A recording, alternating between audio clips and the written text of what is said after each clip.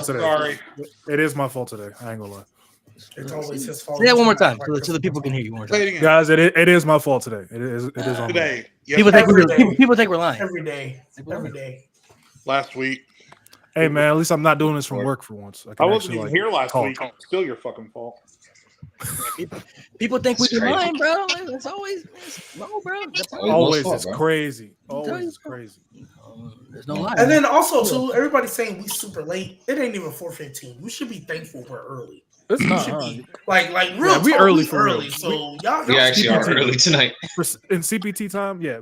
She's sounding like Mo now. You should be thankful for our fucking presence. Oh my I mean, Step foot out of my studio apartment. Grace this podcast.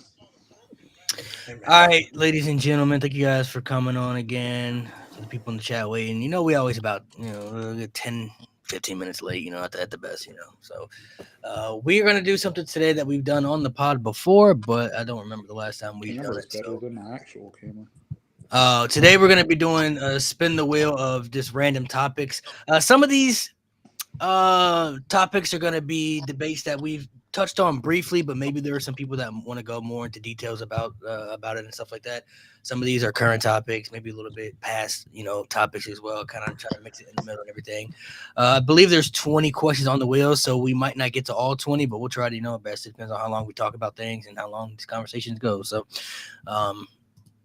shout out to Lewis, who will not be here today on the pod, but Lewis is a casual on the show, so he will not be here today. But we're gonna rock it out with us five here. Random topic, spin the wheel. Did you already share the wheel? I see it over there. Let's see. Oh, nice. So what G is going to do, because he has control of it, he's going to spin the wheel. Whatever topic it lands on, we will discuss that topic.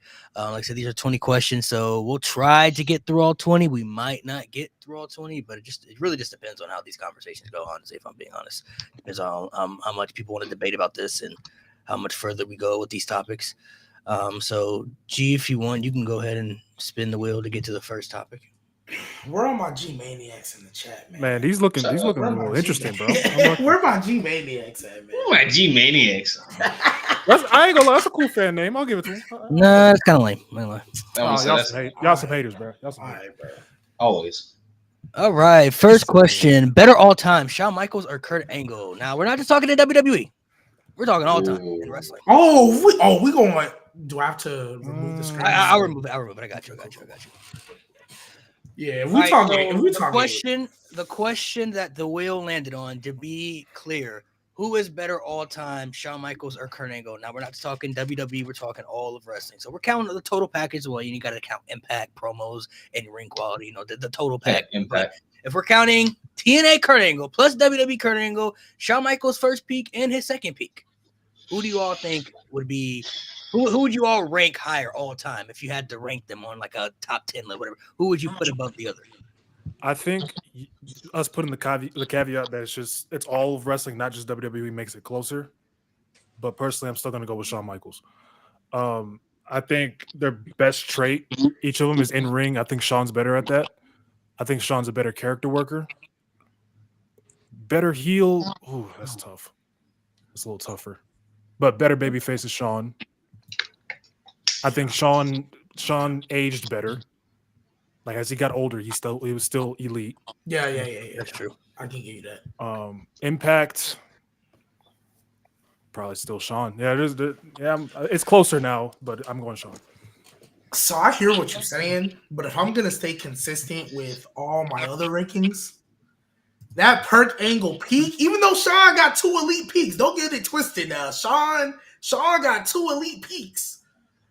But Kurt Angle, man, oh my god, it was great, amazing. I'm not gonna lie, like, because it's actually funny. Because shout out Coach Mark, because we were literally talking about it was a Seth Rollins convo, but I asked him what his top like to rank certain guys in ring, and I asked him Seth, AJ, Brian, Shawn, and Angle, and I was like, it was really tough for me to be like, I might put Angle 1.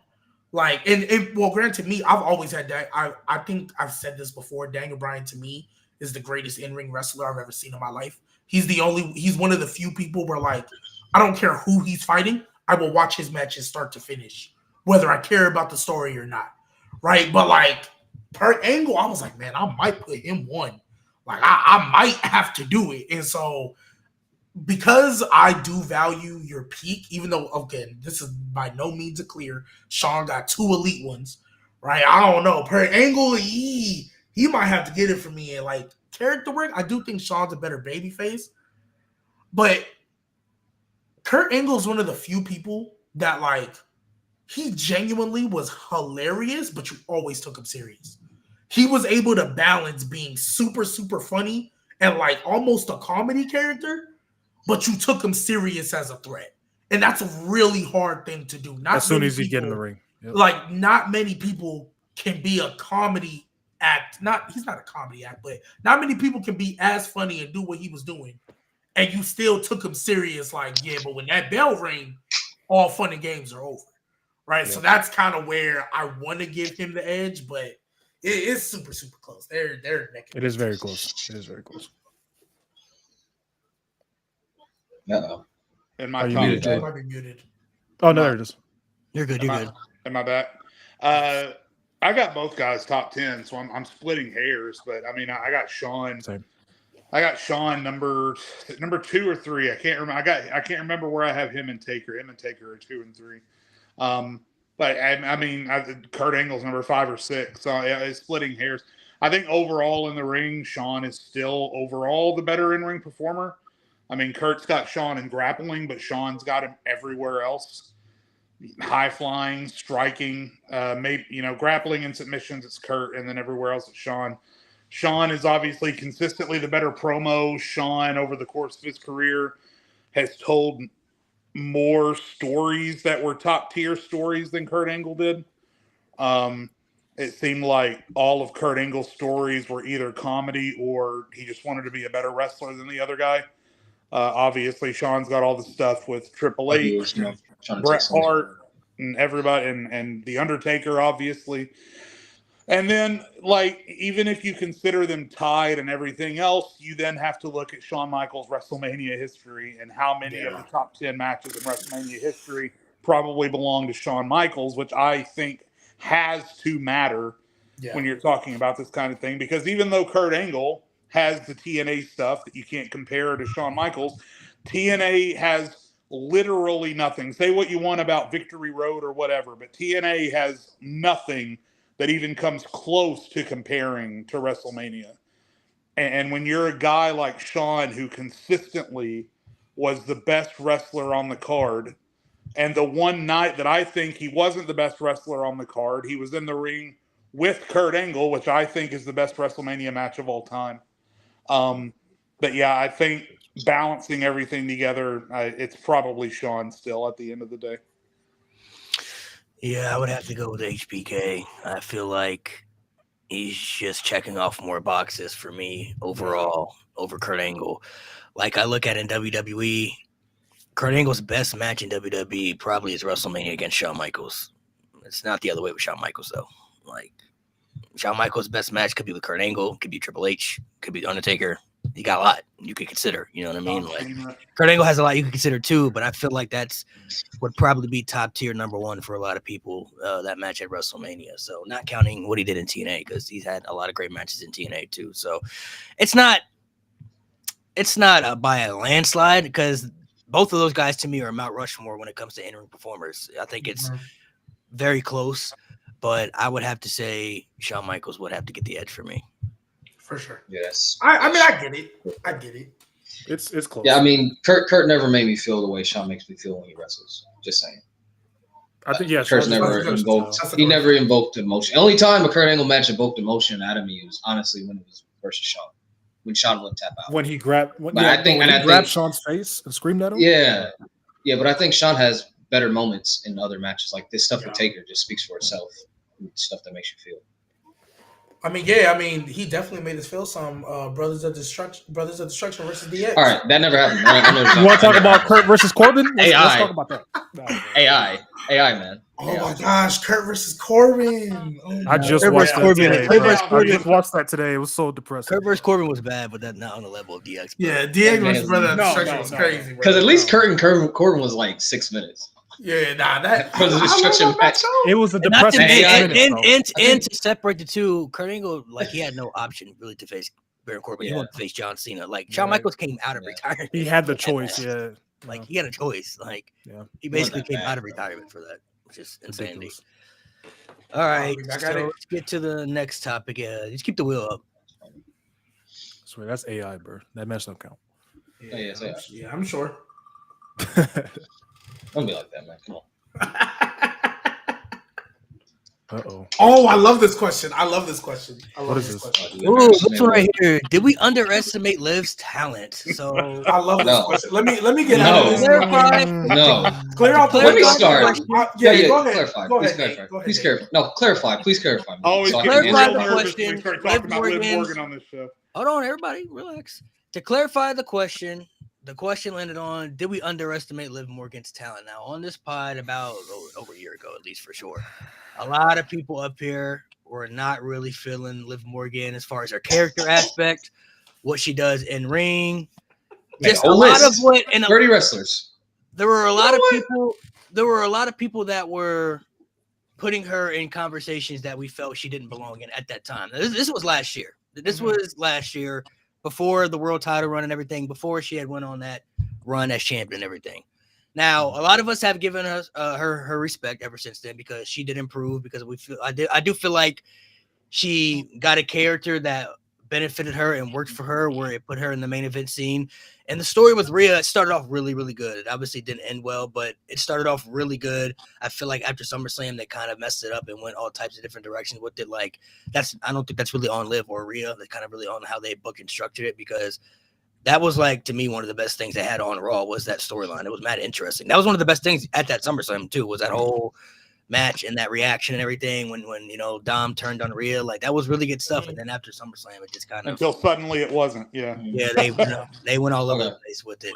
So, But as far as underestimating her as a talent, a lot of us really didn't see her being even in the main event scene over a year ago. Like, just didn't see her at all, like being world champion. Like, we didn't see her like just in that limelight. So do you guys feel like after the world championship I'm reign, going. do you guys feel like That she's comment right there. improved where you look at her differently, or you guys still feel like she's the same, where you just feel like something just isn't clicking with her? I feel like that drifts away from the question.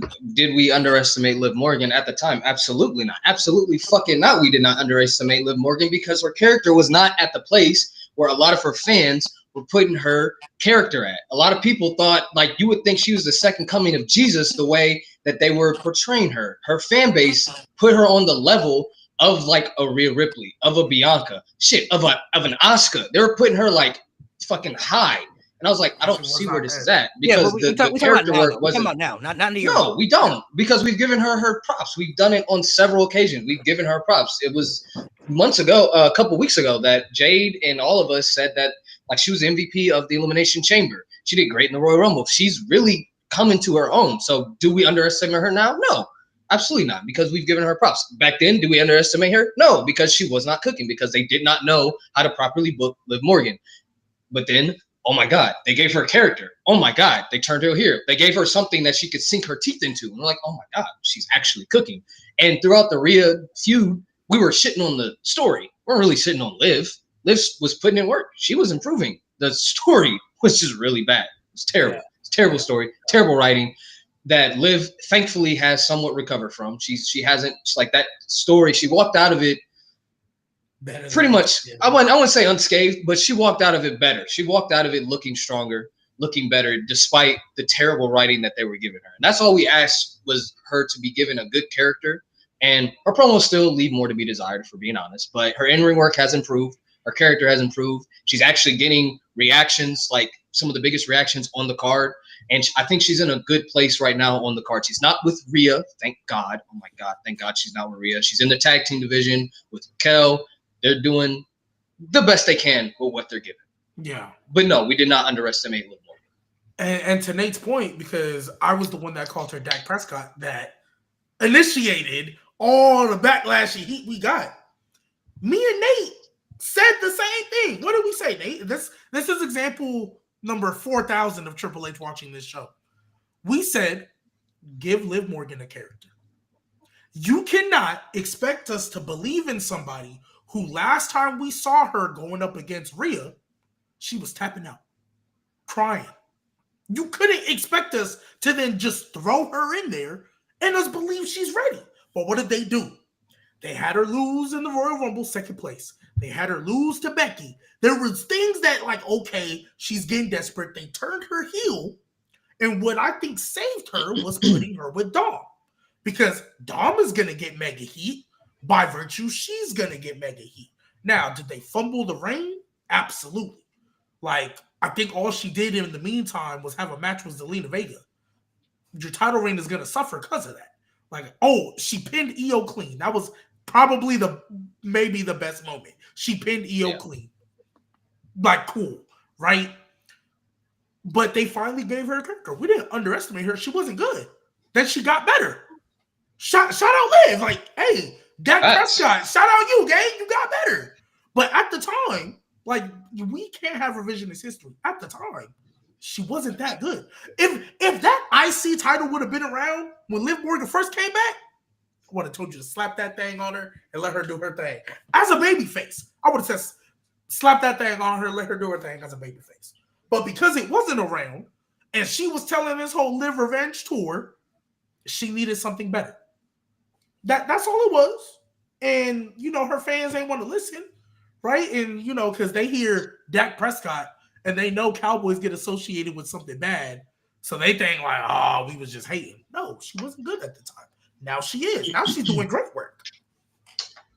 People are such prisoners of the moment. Like look back at, and I'm not, listen, before I even say this, I'm not saying Liv Morgan is John Cena, but I'm going somewhere with this.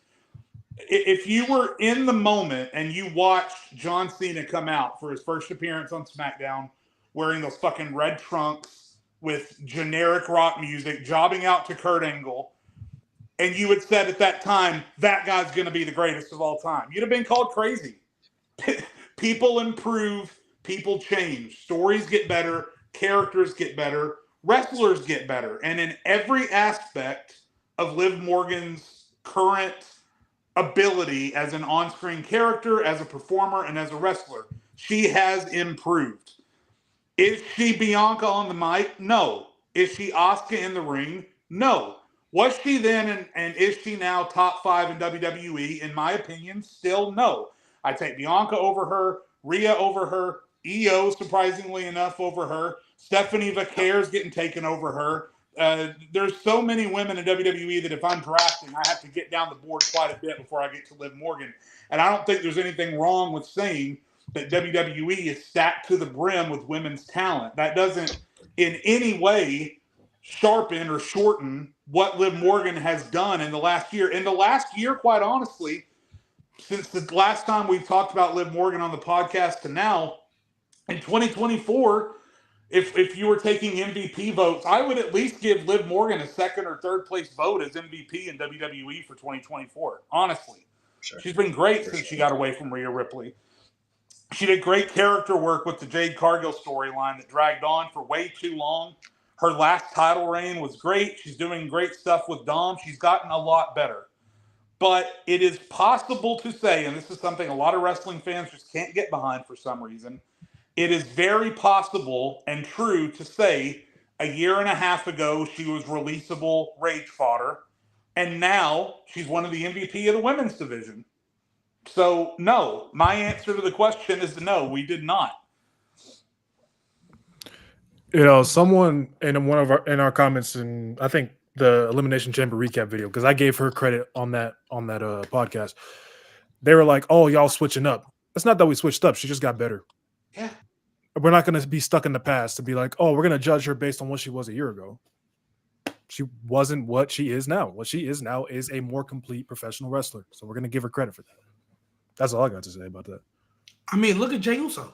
Look at how we was talking about Jey Uso before he won that Royal Rumble. Well, y'all. Okay, you right. Look at how we was talking about Jey Uso before he won that Royal Rumble.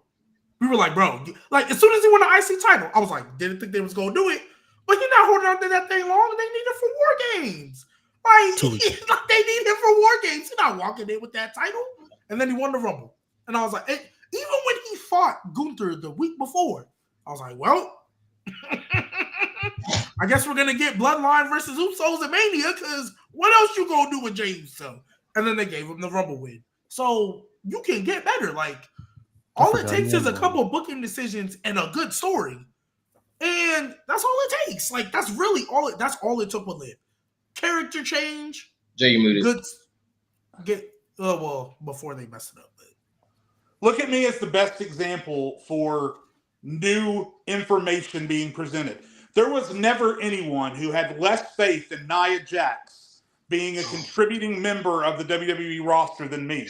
Ask any of these guys. I had zero faith in Nia Jax. When she came back, I was livid that they even offered her a contract. CM Punk and Nia Jax came back in the same year. But then Nia Jax, to her credit, came on the screen, went on WWE, and presented me with new information. She showed me that she was safer. She showed me that she was more agile. She showed me she had expanded her moveset. She showed me that she wasn't getting into that 12th range pitch of her voice that she used to get into with her promos. And suddenly, I was a born-again Nia Jax fan. And so, listen, but that doesn't change the fact that during her first run in WWE, she was dangerous, she was slow, she was boring, and I muted the TV every time she cut a promo. Doesn't change any of that happened 5 or 6 years ago. But again, is she one of the highlights of the women's division? Well, up until now when she's kind of floating around. But before, when she was the champion and queen of the ring and all that stuff, yeah, she was great. So we were presented with new information, guys. We just were. I agree. Wait. Before we do that, I gotta revisit the list, y'all. Y'all remember the list? The 30. I want to revisit. Was it 30? Revisit. It was 30 wrestlers I put above Liv Morgan, but I want to revisit this. It's been like over a year. I want to revisit it and see if I'm gonna say yes or no. If I think they're better than Liv Morgan right now. Oh God, this first one is this list is so funny. Ruby Soho, no. Oh, Candice LeRae, no. Mia Yim, no. Tiffany Stratton, not now. Later on, she will be. Roxanne Perez, yes, I think she is better than Liv. I think Roxanne is was one of the best women's wrestlers in the world in 2024. Cora Jade, no. Fallon Henley, no. Tasha Steelz, no. Giselle Shaw, no. Lyra, not yet. I think she can surpass her, but no. Tatum Paxley, no. Zelina Vega, no. Chelsea Green, yes. Yeah. Zeta Steele, no. Nikki Bella. You had the whole thing about Nikki Bella weeks ago. That one got people pissed. Nate was real life pissed. I was a troll. No. Minnie Portable, yes. Weezy Blonde. She's Minnie's friend, yes. Sheeta. that COVID merchant? That pandemic merchant? No. That's crazy. Jade Cargill, no. You know she's a 3-time AEW Women Champ? That's crazy. Selena De La Renta, no. Santina Morella, yes. Yeah. Shayna Baszler, not now.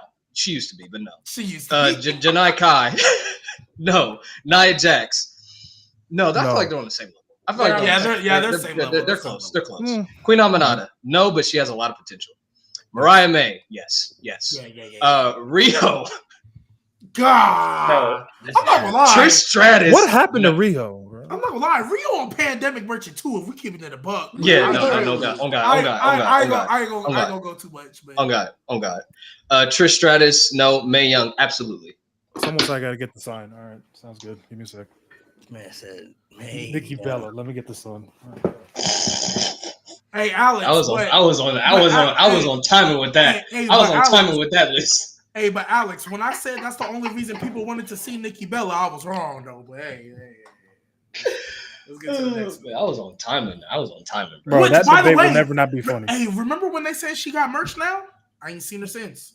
Thank Nikki God. Bella. They said Nikki Bella got merch. Ain't seen her since. all right, who do you guys think is more likely to become world champ first, Logan Paul or Braun Breaker? Braun Breaker. What kind of a question is this? Braun. Are you sure about that though? Braun Breaker. Planet Yes. to ass. Braun.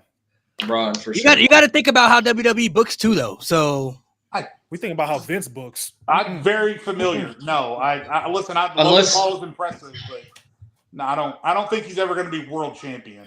He's not on that level No, yet. If he keeps being part time, I was one of the people that can told be. y'all, bro, even on a part-time schedule, he was going to win the world title eventually. It's only a matter of no. time. Not before before it Braun. actually Not happens. before Braun. Oh no, not Not before before Braun. No way. Before Braun, honestly, I think he will. I think he will. I think Braun's being a world champion the next year and a half. I Yeah, can see They're Logan Paul putting doing the that same rocket. thing. They're putting that. No, a year and a half. unless he's full time for real. Unless he's full time for real. He Because is. we'll see after WrestleMania. We'll see after WrestleMania. After Mania. We'll see. I feel like it really goes down to marketability and value too, bro. Like that plays a big factor in the WWE, and they eat that shit up so much. The marketing, the sponsor deals. Logan Paul just has more of that than Braun Breaker probably ever will in wrestling, if we're being honest. Like he just has that, and I think that plays a major factor into it as well. Like Braun Breaker as a talent is incredible. I think he's the future. Like Braun Breaker is their next guy. I think he's like the next guy they want to put up here. But the way they've been treating him as IC champion hasn't really been nothing presentable or special. I feel like he should have a better reign as IC champion off rip. You know, I feel like he needs to be involved in something like more. Like I think we all talked about that. Like he should have something more as Intercontinental champion. There was a point in time, actually, I think before they went on the Netflix deal, he wasn't even like cutting promos in the ring. He was just doing backstage stuff. Like they were just featuring him like he wasn't even on the debut. Yeah, they were just featuring him. He hasn't like, wrestled yet. They were featuring him just like in bad stake segments. Like he was either confronting people face to face, or he would just cut like a promo with Kathy Kelly or something. Like that was basically like his entire presentation. So I've already seen them just do more with Logan Paul, just off rip, just based off that already. And I feel like it's really only honestly a matter of time before they really want to just give him that push. The only thing that gives me cause to pause is this. I can't see him beating either Cody Rhodes or John Cena, whoever comes away from WWE or comes away from WrestleMania with that championship. Could I see him beating Jey Uso? Yes, Yeah. that's what I was about to say. Yes. I could see I him could see him beating beating Jey Uso. He's my So prediction to beat Jey Uso. maybe the Braun? World Heavyweight Championship. Logan. Play. Braun? I could see that happening. Braun, yes. Honestly, and that's why I was about to play devil's advocate. Yes. What better way to get that man heat than beat Jey Uso for that world title? Yeah. Logan Paul. I Yeah, was yeah. about to be devil's advocate. What better way to get that man heat than to beat Jey Uso with some You brass said nuts? Braun or Paul? We're talking Braun or Paul. I'm saying Logan Paul. I can Okay. see. I wouldn't I can get do behind it. the Logan Paul. I wouldn't do it. I can't. I wouldn't do it I me can't. personally, but I can see it. I can literally see because Logan Paul don't need that title for long. Hell, give it back to Jey Uso. I don't care. But Logan Paul with the brass nuts, I can easily see him being the one to beat Jey Uso. Oh yeah. Yeah. Additionally, Like- WWE are already falling into that old trope where the big gold belt. They make it obvious through their booking that they don't view the big gold belt as on the same level as the WWE Championship, because look at what they're doing with Gunther. This build with Jey Uso has been nothing special, and before that, Gunther was even hardly on TV there for a few weeks. And So and low-key, can we talk about the mid-card titles like just really, really quick? Because Useless. I'm gonna keep it a buck. Triple H ain't never booked that dang good. If we're keeping it a buck. Which one? Unless Which one? Gunther was Both of them, and honestly, Gunther. Because listen, Gunther. Shout out Gunther.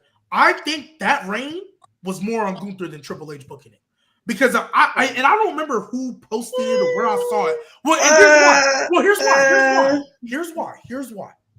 I'm going to give, like, as far as booking wise, the triple threat at Mania, that story, the Drew and Sheamus, I love that, and of course the Sheamus one-on-one. I'll give him that too. And again, I don't remember where I posted it because I don't want to take somebody's credit. But somebody was like, all the people Gunther beat and fought during that title reign. When you look at the names on paper, you would think, oh my God, that shit was mid.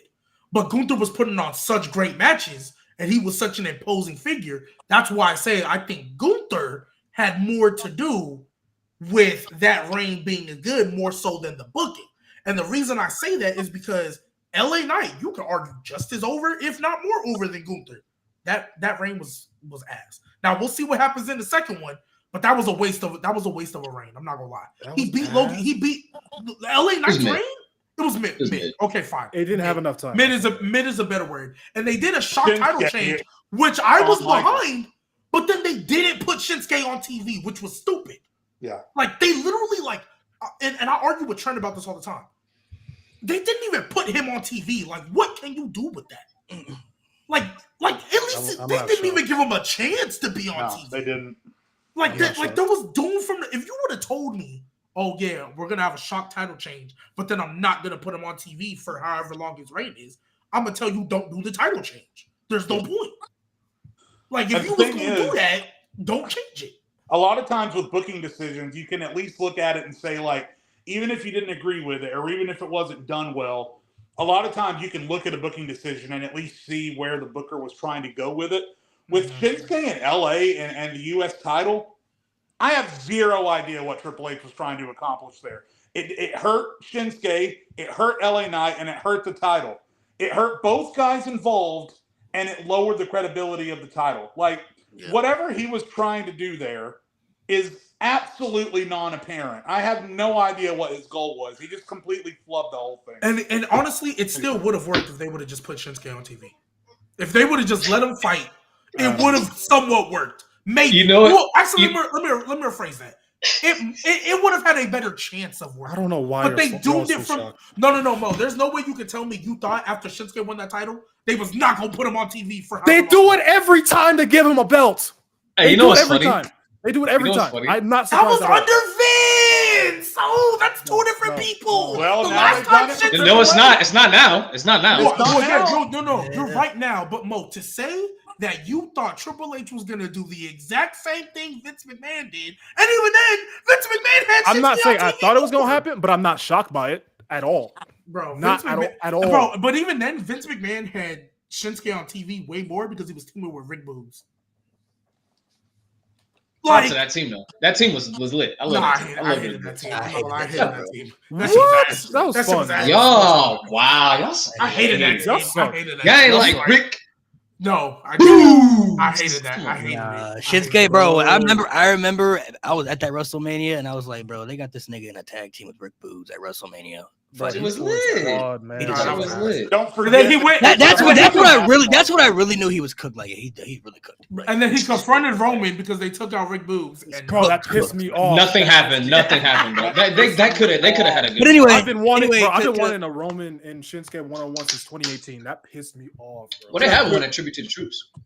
to revert back to the question, I think no, both guys- Nashville. to revert back to the original question, I think both guys I think are going to be world champion at a matter of time. But I feel like by the way they're presenting everybody, I mean they got Prime in the middle of the logo for the WWE ring. You feel me? Like he's just way more marketable when it comes to the end of it. And I think that's one thing that's never going to change about WWE. It doesn't matter who you like or you don't like. That money is going to always, speak for itself. And they always know the behind the scenes things like who's bringing in the money and what these deals bring and stuff like that. And I just feel like it's really honestly just a matter of when they want to put the title on him, because it may not even be fully up to Triple H. You got to think about the TKO board, all the other factors that play into it as well. Like all that shit. Nah, Rock gonna say no. Rock gonna be like, fuck no. He's on one guy. This is how I feel.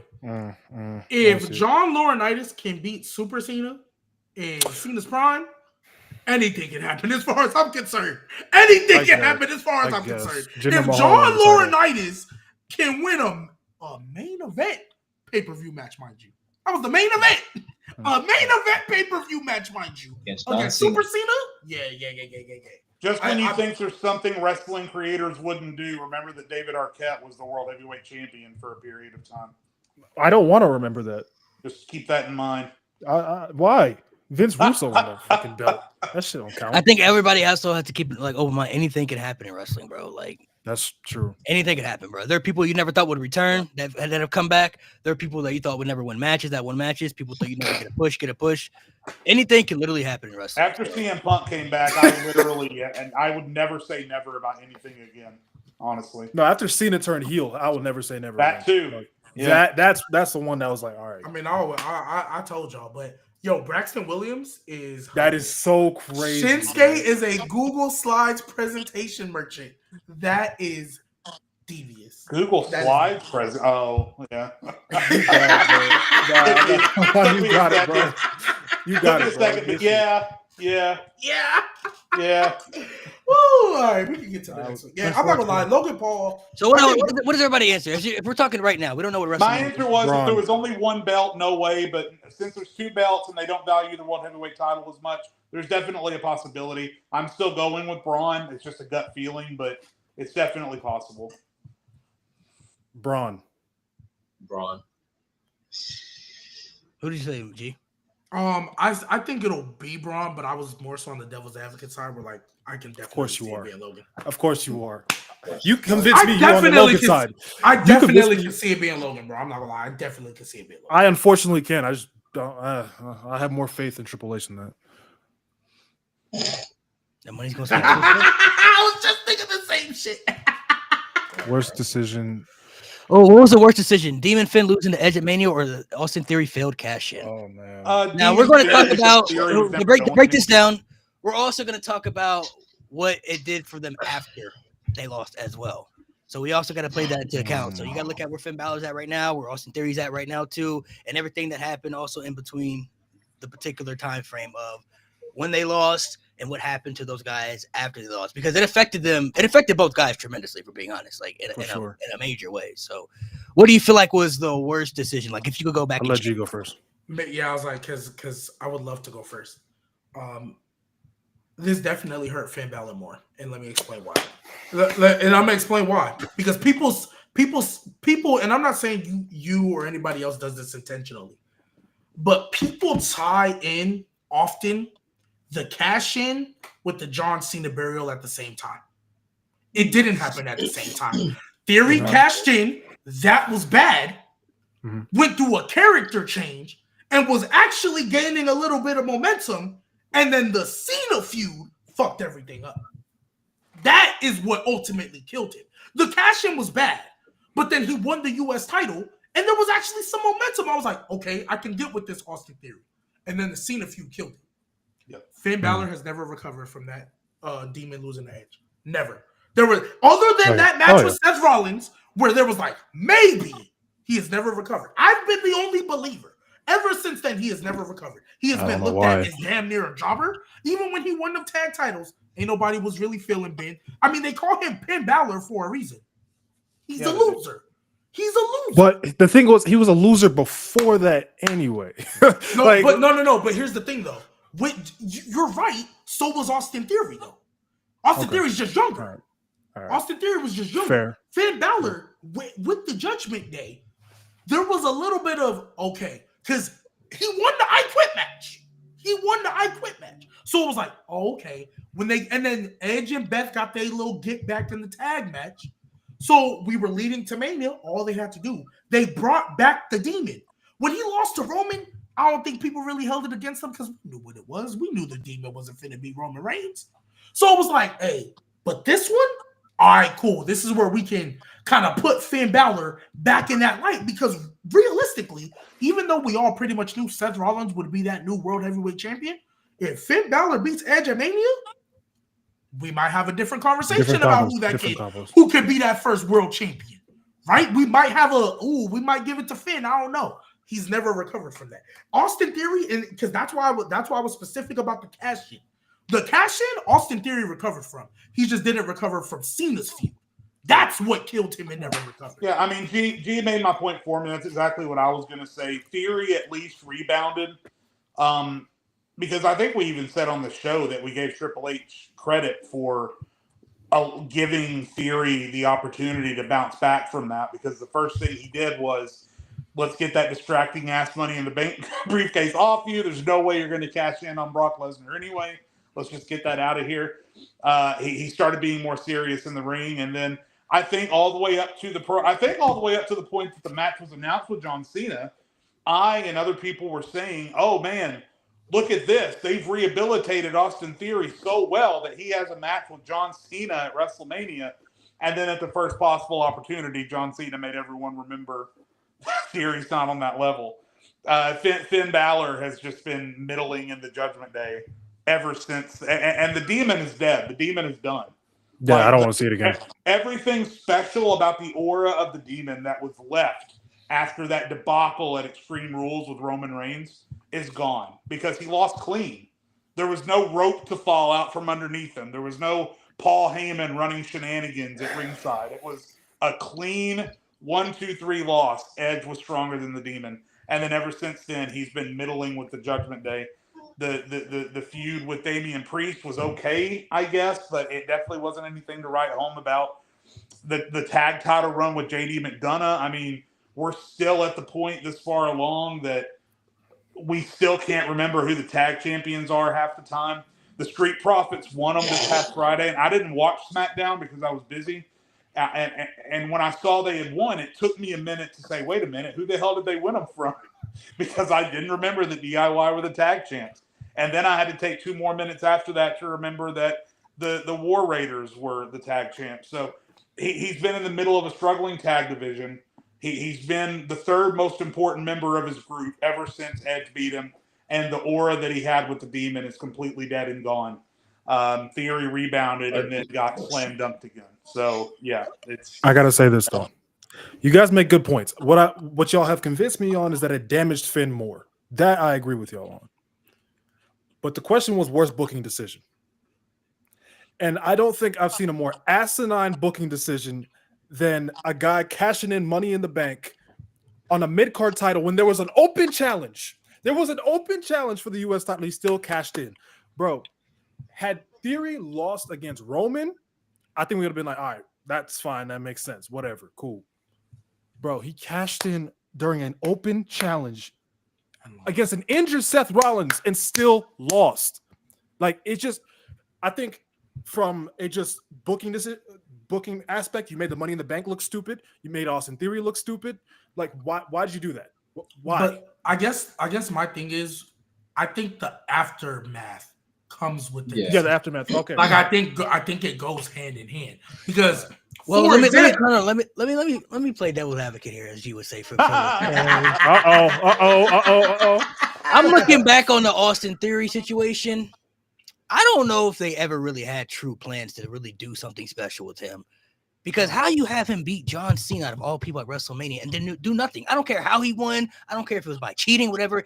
He beat John Cena at WrestleMania, like G would say, in front of the Make-A-Wish kids, bro. At WrestleMania, bro. In the opening match, bro. Looked better than ever. To do nothing. Not a zip. Nothing with this guy afterwards, bro. Like, Finn Balor, at least for me, what holds him, he had the Judgment Day at least to fall back on. Austin Theory barely on television now. He's an afterthought now for most people, bro. Like, he'd be lucky if he even get on WrestleMania, if we're being honest. Like, they've been teasing this heel turn or babyface turn with Grayson Waller, then they stopped doing it. Then they just do it again. And then now they're like, there's like no direction for this guy. Finn Balor, because he's been in the Judgment Day, he's been featured on TV, he's won some championships, he's done some things. Now he's been cooked as a main eventer. It's a main event guy, that's been over with. But he's been at least a part of some things.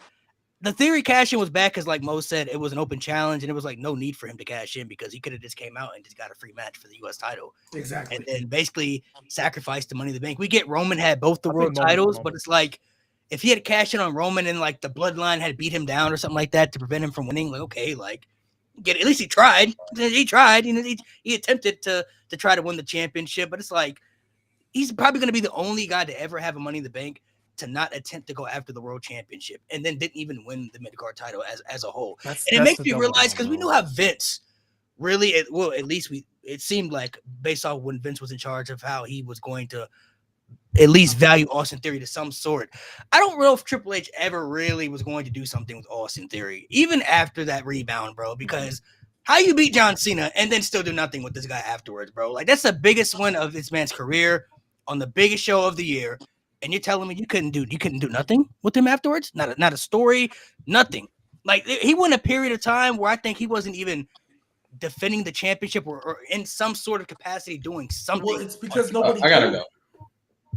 I will say this: we're talking about the cash-in itself and the aftermath of the cash-in. The aftermath of the cash-in looked like Triple H was actually going to use Austin Theory. because he won the title eventually, which was kind of like, why the fuck would he fail to cash in if he was just going to win it anyway? But he won it back, and his character improved. Wasn't till if we were talking about Cena, the Cena feud, and the Demon losing, then that would have been, I definitely would have won with Austin Theory. But like G Baby said, the cash in wasn't the start of everything. It was the feud with Cena. That was the start of everything. Regardless of how you feel about Triple H not liking Austin Theory or wanting to book him strongly, the fact is, him losing Money in the Bank and winning it back led him to face John Cena at WrestleMania and put him in that position. Finn Balor losing to a damn near 50-year-old Edge, which actually he might have been 50 at that point. I don't fucking know. But old ass Edge concertoing the soul out of the Demon. That literally was that was it. That wasn't it for just the Demon. That was it for Finn Balor. That was it. It was GG's at that point. It's like you brought the Demon back. You fought this old ass man in the Hell in a Cell, and he beat you. He just concerto you. That's it. That after this year-long fucking build of the Judgment Day, it's like, yeah, Edge. And then what did Edge do after that? He had 3 more matches that weren't even on pay-per-view, by the way. He had 3 matches on SmackDown, beat Sheamus in his last match. How many of us remember that? All due respect to Sheamus. But sometimes I forget who Edge faced in his last match. Edge didn't do shit after that. All for what? For the Demon to die. So if we're going off those booking decisions, that was worse. The Demon died so that Colt could live. And now I can't even cape for this. I can't even. Now we cape get for this, Colt, bro. Oh my! Good point. Y'all bring up some good points. Colt. I just think moment for moment. His last match was against Sheamus. Oh, he looks stupid. That was so stupid. Oh my gosh. Oh yeah. I love this question. All right, this was a fun one. Who should face Goldberg in his last match? Now you can't say nobody because it's gonna happen. So whether you like it or say not, something out of pocket. it's gonna happen. Braun. Realistically, because it's gonna happen. We know he's gonna have one match. We don't know when it's gonna happen. We don't know where it's gonna happen. But who do you think would be the perfect guy to retire Goldberg to at least try to help that person at least go somewhere differently? Or maybe y'all want to see some type of dream match that we haven't seen or something. I don't know. He could beat Finn Balor. He might as well. No, that's crazy. That's the crazy. Demon. Have him beat the Demon one more time. Having beat Finn Balor is The crazy. Demon. Goldberg wins. Goldberg is like, that'll be. There's just no coming back into that. Goldberg's going. G-Baby about to say something nasty. It's not like Finn Balor gonna get his. He about to be like Cody. That's my answer. Oh, I don't give a shit. jeez. No, I wasn't. So that's my answer. The Demon, Finn Balor. That's my answer. That's nasty. What's it called? That's wild. I've been saying this. He's the replacement for Gunther versus Brock Lesnar. Goldberg is the replacement because we're not getting Brock back. Goldberg's last, bro. They already set it up. You know, Triple H, a long-term storytelling merchant. They already set it up in his hometown. That's Goldberg's last match. Yeah, it is ass. I agree. It is ass. But it's going to be his last match. They already set it up. But why? They literally already had a segment setting it up. They're just waiting to get through Mania. That's what they're waiting for. You know what I'm actually really shocked it wasn't the Elimination Chamber match. I just knew that's what they was going to do. I expected that too. I just knew they was going to do this at the Chamber. Let Goldberg. I think Goldberg said his last match is going to be in the summer, so it's probably be SummerSlam. Goldberg versus SummerSlam match. Gunther in a non-title match. I mean, hey, I wouldn't hate it. Get him out. My thing is, get it out the way. Just get it out the way. You want your last match? Fine. Go get your ass whooped by somebody. If it's not Gunther, Braun Breaker. I don't care, but let's get it out the way. I think it should be Braun Breaker. If anybody, Braun, I guess. I mean, I get y'all, but is Braun? Can devil's advocate? Genuine question. Is Braun Breaker beating Goldberg really that big of a deal? What does that do for Gunther? Though? Yes. For Braun, I think it propels Braun to a different stratosphere for casuals. Obviously, us hardcore fans, people who watch every week, we're not going to look at this and be like, oh my God, this is make or break for Braun. But imagine your uncle, your dad, whoever, who hasn't watched wrestling since the fucking 90s. And they're like, oh, Bill Goldberg back. Oh, he facing that Braun Breaker kid. Oh, Braun Breaker just killed my childhood hero. Oh my God, he might be something serious. Like that. That's going to do it for like the casuals. For casuals, if we're talking about WWE logic as well, like what it means to the legacy, I mean, yeah, they're gonna attach that to his legacy that he retired Goldberg. So, I mean, that's a Hall of Fame legend for him. So, I mean, yeah, retires Goldberg and John Cena in the same year.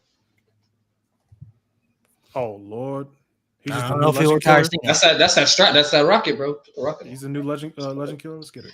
Let's put the rocket. I don't know if they'll do that one, but the Goldberg one, I think it would be best fit. And plus, I think the Steiners and Goldberg. Ooh, wait. What about Ilya? In 3 seconds. What about Ilya? No. He need more building up to 3 H-bombs. I'm not gonna lie. He needs more. Ilya. Five H-bombs. Look. And this is my thing about Ilya, because I know we watched him in NXT. I get it. I know what he can. I said God, but I shouldn't answer. But you gotta stop. Unfortunately, with Ilya, just because of his stature, he low-key gonna be in the same realm as Carmelo. Like, it's gonna take time. He doesn't, even though we know he can be physical, he doesn't have that imposing physical threat appearance that like a Braun Breaker does. He will after he beats Goldberg. Five H-bombs. 5 H-bombs. One from the top rope. 2 from the top rope. I want to change my answer because no legit match is going to be entertaining with Goldberg because he wrestles like a bag of hammers. So you can at least be entertaining with it. Let's bring back Bret Hart and let's have them have a shoot fight to settle their differences. That's crazy. I'm not gonna lie, mine is real. Goldberg in a shoot fight. Hey, you know what's crazy? Shoot fight. Hey, you know what's crazy, Mo? Bring it back. Hey, you know what's crazy, Mo? Bret Hart finna get his ass whooped. You know what's crazy? You know what's funny? Hey, wait. You can promote it like they did, like WCW did that shoot fight. What was it? Who was it? Was it Goldberg and Kevin Nash? Y'all never seen that commercial? I don't think so. That WCW commercial? I haven't. Y'all gotta look it up, bro. It was like, oh, it's a shoot. Like, bro, it was fucking terrible. Oh, you know I bet it's Vince Russo time, bro. It was Vince Russo. It was Vince Russo book. I think it was like 2000 or something. Oh, definitely Vince Russo. It's got Vince Russo. They love expose. They loved exposing it. This question between Stephanie Van Kier, Julia, Jordan Grace, and Roxanne, who do you think is the next big breakout star for the future of the women's division? We're obviously talking on the main roster as well. So there are some people still in NXT, but I believe all 4 have great potential. I feel like it's between Stephanie and Jordan. I think Julia and Roxanne cater more towards the hardcore fans. Not saying that all 4 of them don't, but I think they're more the workhorses. Even though they're all great in the ring, I feel like WWE is going to really highlight Julia and Roxanne's in-ring ability, whereas Jordan Grace and Stephanie, they're going to really market everything else. Not saying that they won't market Julia and Roxanne in other lights, but I feel like if you really want to create a star, like someone to build a division around other than in-ring ability, I feel like it's either going to be Jordan or Stephanie. If I had to choose, it would probably be Jordan. I just have this gut feeling that Jordan Grace is about to get the rocket strapped to her. Like, oh yeah. I can't really explain it. Obviously, Vaquer is great. Roxanne Perez is great, and they all have a chance to be great on the main roster, or whatever you want to call it, Raw and SmackDown.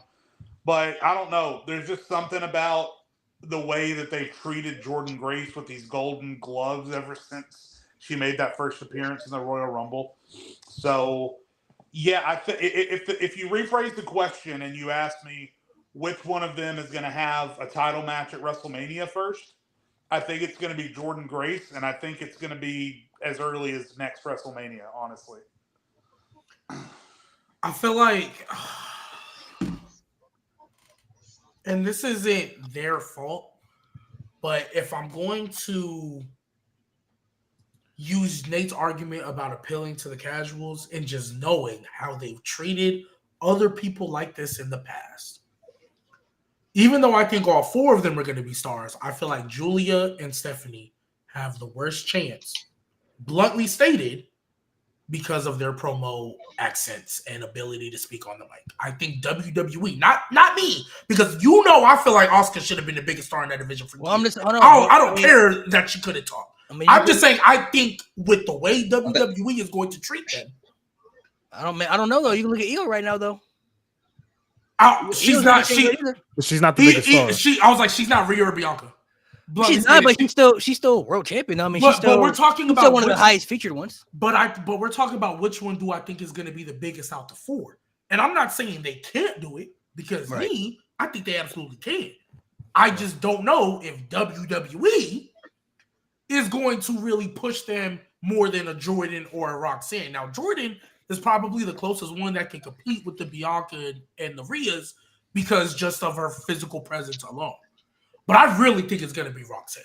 I really think Roxanne is going to be the one to kind of make it out of the four the most because, bluntly stated, I think the way that, especially now the way they treat NXT as canon, like just off rip, I think when she comes up, like, I don't know if they've teased it again or not, but I thought she was supposed to be doing something with Bayley. I don't know if that just stopped.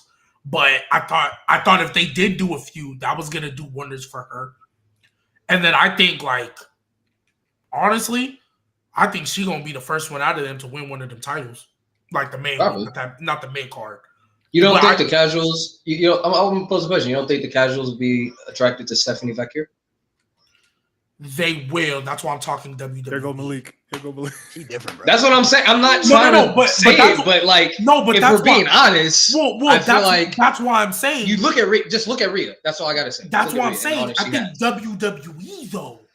That's why I specifically mentioned WWE because I think even the casuals now, I don't think they care about, like, bluntly stated, they don't care about your accent. Like, they don't, because Asuka was still getting crazy cheers even when she was cooked. So that let me know, okay, they don't care. Io gets cheered to oblivion, and they still chant Shinsuke's theme, even though, I mean, he can speak perfect English, but even though they make it look like he can't. Work. Yeah, so that's why I'm not talking. I'm just talking WWE. I think in their minds they're going to be like, yeah, we can give her the titles, make her look great, but she's not going to be Roxanne. She's not going to be Jordan, because at the end of the day, I think in their minds, they want somebody that can, not to say they can't cut promos, but you know what I mean when I say cut a promo. Oh, sir. And I think that's what's going to hold them back. Go ahead, Mo. Probably Jordan, just based off her look. She's more marketable to, like, the casuals. I mean, look at Rhea Ripley. Like, that's just, like, the easy thing for me. I think Roxanne is just, she's gonna be, like, so talented, because what is she, only like 22?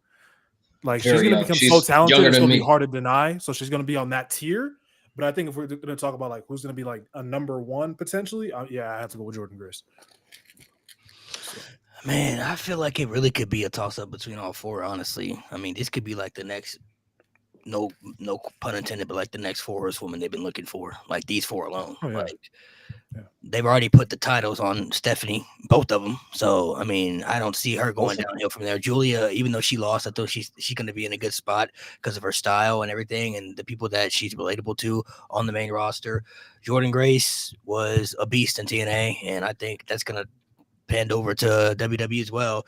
And then Roxanne, I think, just has everything you could ask for. I mean, she just has it, so it's like, it could really be, it could be any of those four. If I had to bet, though, I think it might be Roxanne. If I had to bet, I feel like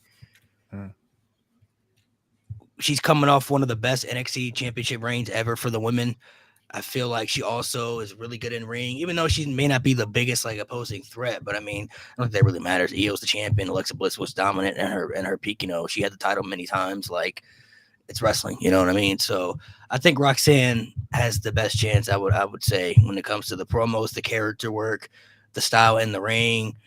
I think she might have the best chance. Stephanie could be up there as well too, though. Like, just them putting the two titles on her kind of tells me, at least Shawn Michaels has crazy plans for her, but I feel like Triple H definitely is going to do some crazy things with her too. So it really could be, it really could be any of those four, honestly. But I feel like it would be between those two. I think it is a toss up. Also too, it's a toss up. So also too, what's unfortunate about it is it's probably real talk only going to be one or two of them, because Triple H has not shown us the ability to book this women's division correctly. Yeah, good point. Like, Lyra came up, Queen of the Ring. Oh my gosh, they're gonna give Lyra the rocket. Great run. gave her the title, but she's kind of, Yeah. she's kind of there. She's had some good defenses though. Because it's like with every Lyra you get a Tiffany. Like with every Lyra you get, you're gonna get a Tiffany. So Roxanne might be that next star, and I don't think it's gonna happen with Jordan. But let's say Julia, she might just be there, and it's unfortunate because remember how I told y'all I want another almost another when they called up Becky, Charlotte, and Sasha. Yeah. I kind of want them to do that again, but with 7 of them, and just have them start almost like a takeover. Yeah. Yeah, that's what I want. Those 4, like you said, Malik, should be the next 4 horsewomen. They should be. That's a War Games match waiting to happen when Becky comes back and Sasha comes back. That's a literally. But you don't even need Sasha for that. You can put Bianca in that match. That's a War Games match, ready right there. Changing of the guard type, but they're not gonna. I think the only way Triple H is going to properly book the women's division is when he's actually forced to do it. When he has so many women from NXT on his hands that he's like, shit, I actually gotta make stories because I got fucking 20 women on each fucking show that I gotta book. So that's the only way. But as long as you look at the women's division now, it's not that massive. It's lacking depth, and Triple H sees that, and he's just gonna be like, whatever. I'll just put it on. I'll book Rhea good. I'll book Io, Bianca, Tiffany, Charlotte. Cool. Everybody else, whatever. We'll think of something as the weeks go on. That's the way I think he looks at it. And when you really take a second step back and look at the landscape, right? Chelsea Green doing great work. Even though I don't know why you would break up that tag team, I love Alba Fire in this little secret Hervis role. I think that's going to do good for her, right? I will. Piper Niven is constantly featured. That's great for them. Lyra, she should be bigger, but hey, this is something to do. Zelina's probably looked the best she has since she won that Queen of the Ring. Right? But it's not consistent enough. It's not consistent enough because, Rhea, Bianca, Io, Charlotte, Tiffany, Nia Jax, even though she ain't been on TV in a couple weeks. Liv and Raquel. Well, Liv, right? They all look. Well, I'll see Raquel. She just beat Bailey clean, so we'll see. Well, not clean, but she just beat Bailey in 2020. She just beat her. No, don't do that. Don't do that. Don't do that. Don't do that. That's like beating Seth Rollins. It's not that big. But wow. Okay. I mean, fair enough. Bro, so you know how many matches Seth has lost. I mean, you're right. But the Austin Theory beat Seth Rollins. But then I look at it and I'm like, okay, but you're still lacking depth because, real talk, Carmella. Say what you want. There should have been no reason she doesn't have a job right now. I get they let it expire. They didn't release her. But there's no reason she shouldn't have. That's a fine. She had some type of injury. I heard. Well, and she also she also had a kid. Yeah. I'm not gonna lie. If she had they injury, wrong for that. They Sonya Deville. I kind of understand it, even though I don't think it should have happened. I kind of understand it. Carmella, there's no reason she should have not have a job. Carmella has at the bare minimum. Carmella is a familiar face that easily could have added to that mid card. Easily, off the rip, added to the facts. That easily could have been Lyra's first true feud, because the Ivy feud ain't really a real feud. So that is not moving me. I feel you on that. But a Lyra versus Carmella, okay, I would have liked to see that. Yeah, that's cool. I'd been cool with that because Carmella got character work. So I would have been cool with that. Actually. Oh yeah, please tell me it's the topic. Come on. All right, this is for the Cody haters mainly. Is Cody having a legendary babyface arc that some people just don't want to admit? So if you say no, you're in a lot of people have been waiting legendary babyface arc. And the reason I say legendary is because there have been a lot of times people thought the fans were going to turn on this guy. Hasn't happened yet. No matter how many of the big stars they put against this guy, there's something about Cody that's different, I guess. The people just. Unless you meant booking wise, but okay. No, not booking. I'm talking just based off of the run that he's been on. I mean, look at everything he's done since coming back to WWE, where he used to be and how they reacted to him, then coming back. And it's not like, you look at his run in WWE, he's getting pushed extremely hard, in the main event scene. And in this era, it's literally impossible for somebody to get a major push without somebody turning on him. Let the majority of the audience getting sick and tired of it, without some type of boo reaction. It's just literally impossible in this generation that we live in. It has not happened with Cody Rhodes, though. You guys feel like this run just makes Cody stand out differently because he also has the gimmick that we call the white meat babyface that is known to be corny, cheesy, not really likable among the adult audience, but yet he gets majority of the he has majority of the fans behind him, and he gets cheered majority of the time that he's in the ring, no matter who he's facing, whether it's The Rock, whether it's Cena, whether it's Roman. It doesn't matter who this guy's in the ring with. This guy is just not getting turned on by the people. So do you, and obviously the run hasn't ended yet, so I mean, he's still on this run, but do you feel like based off what we've seen, he's about to submit himself as one of the greatest baby faces in the company's history by far and none? It's like something we talk about years from now. Go ahead, Jay. There's a couple of different examples in WWE right now where the internet and the live crowds just are on two separate sides of things. Jey Uso is one. If you read on Twitter, Jey Uso is the worst. He can't wrestle. He's not over. All he is a catchphrase. WrestleMania 40. But if you go to a live show, you can fuck off with all that. Jey Uso is the most over guy in the entire company. Cody Rhodes is the same way. If you read on Twitter, he's getting stale. He's boring. He's just Super Cena. We're all sick of him.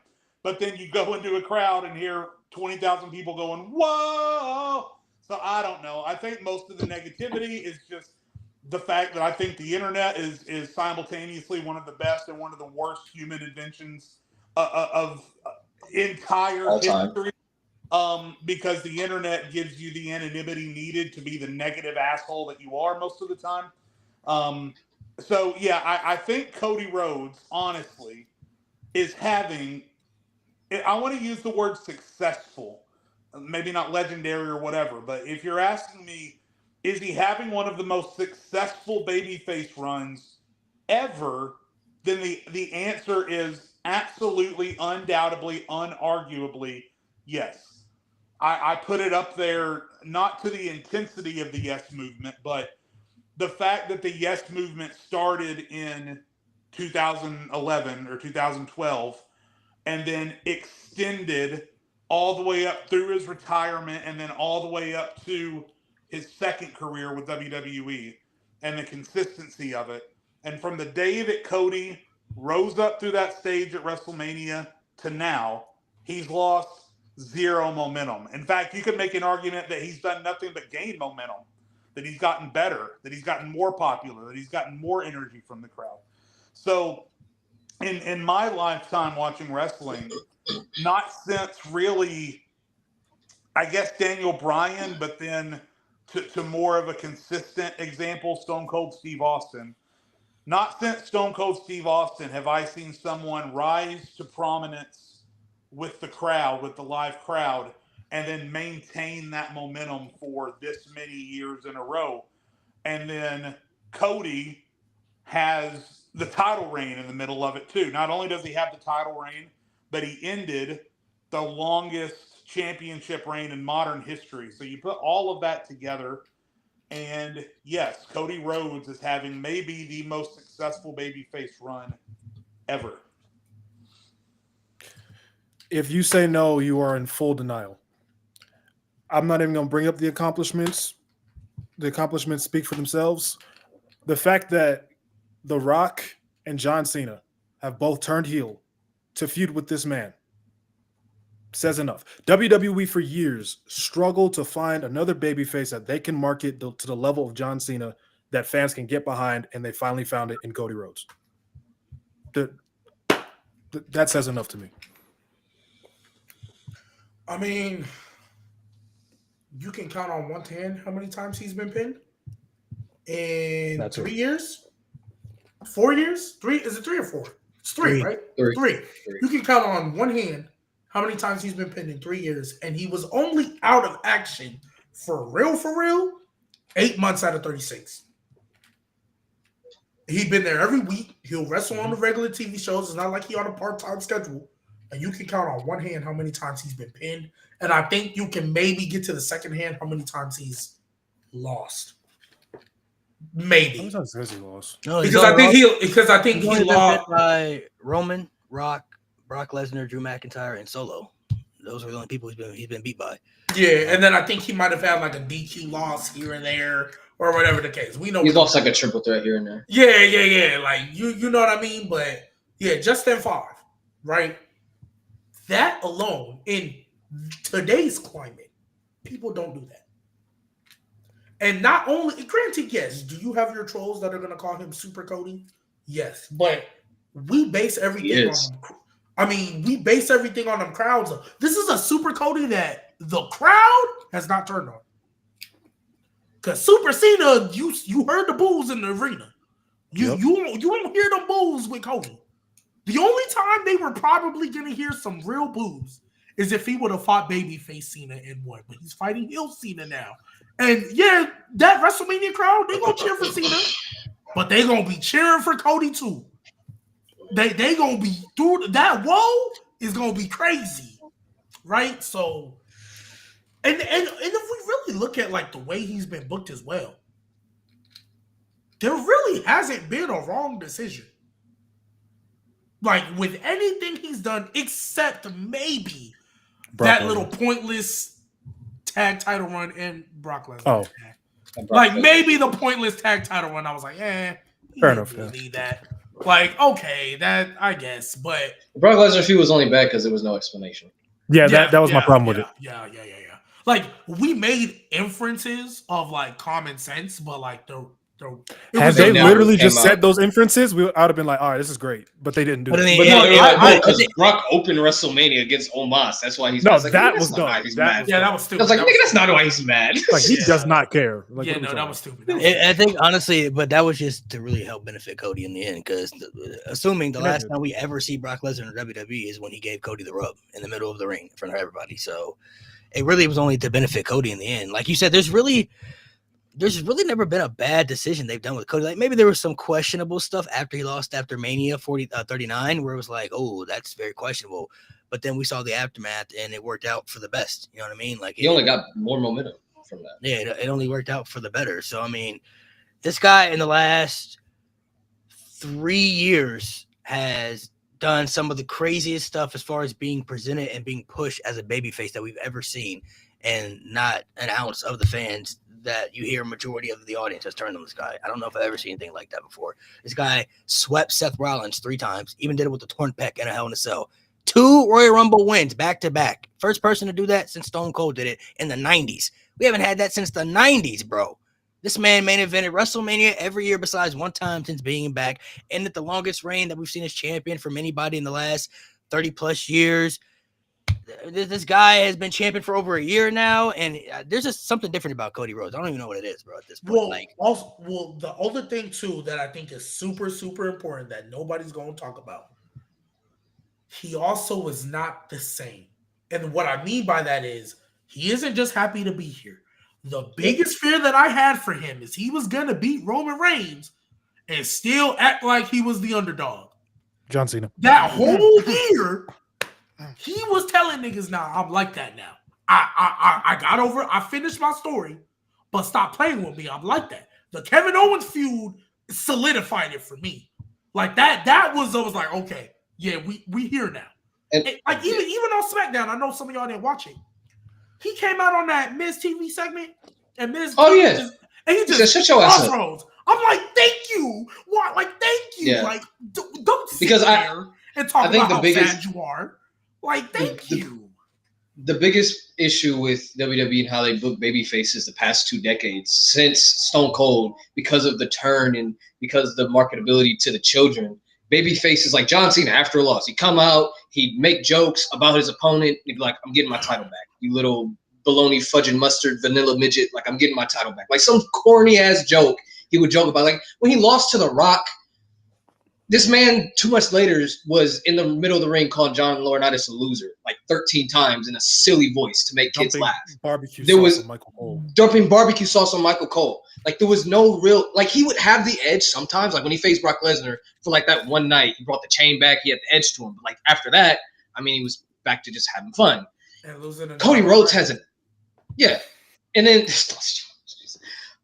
and Roman is the same thing. There was that brief period in 2016 where he was kind of like this badass anti-authority guy, like going against the machine. But then afterwards, he just kind of like he went back into that corny baby face, making these jokes and making jokes against like Miz and all that stuff. And like it was just like everything about Roman was corny. Like, and then he got dog food dumped on him. But Cody has his corny moments. Trust me, Cody has his corny. He's a cornball. Like if we're being real, like, but he's a lovable cornball. What?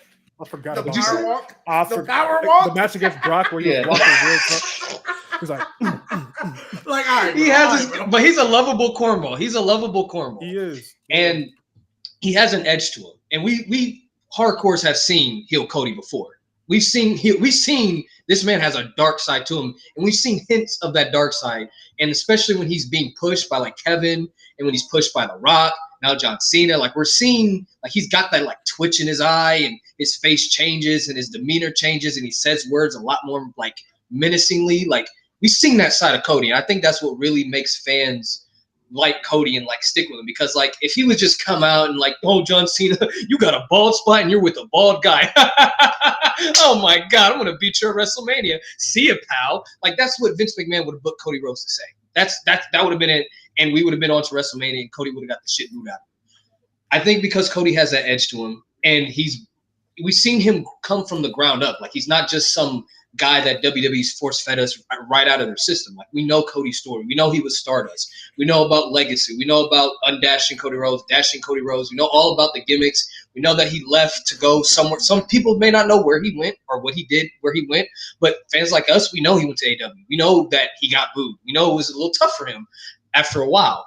And then he's come back, and to really see the way that he's been booked, it's kind of like, well, yeah, he deserves it. He's worked his ass off for well over a decade. He's worked his ass off, almost 2 decades in the business. He's worked his ass off to get to where he's at. So where he's at right now, we accept it because we've seen the work he's put in. He's not just some machine-made superstar like John Cena or Roman Reigns that's been given to us. So I think that's also what makes his run legendary. Why I oughta is crazy. Yeah, they said What? Cody got that why I oughta walk. Like that. That's crazy. Love that. Love that. Let's see what else we got working. Oh man.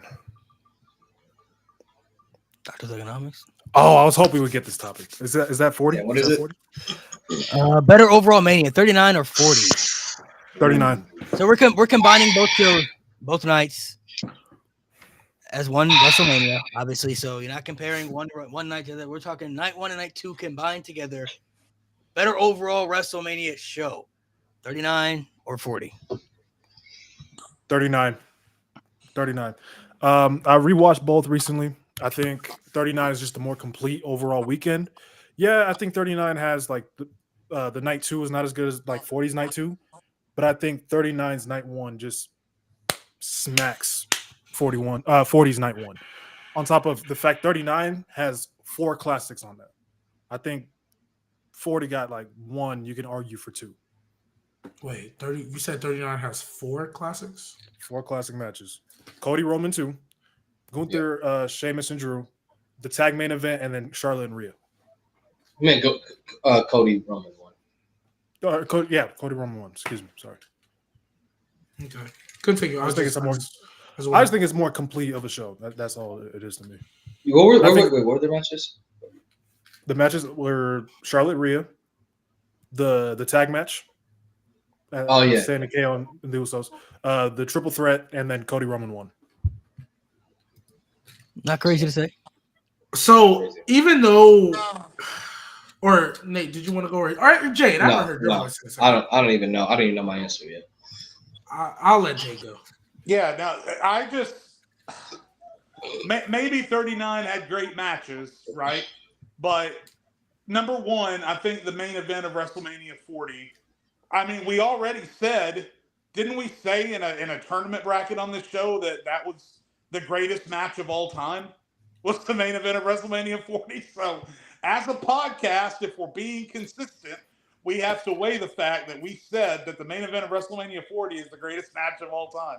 So WrestleMania 40 has the greatest match of all time. I also have to weigh into the fact after night 2 was over, I was left with such a disappointed impending dread because I still remember. And again, some of you guys don't agree that Cody versus Roman was a bad booking decision. I will admit that it turned out good, but at the time, looking back in that moment, I still think that was the wrong decision for that moment without knowing what was coming. Every decision they made in night 2 was the wrong one. Every single one. They did everything wrong in night 2. Omos should have beat Brock. Right in night 1. And part of a pay-per-view, part of any wrestling event, really, when you're judging it, is how it makes you feel afterward. Exactly.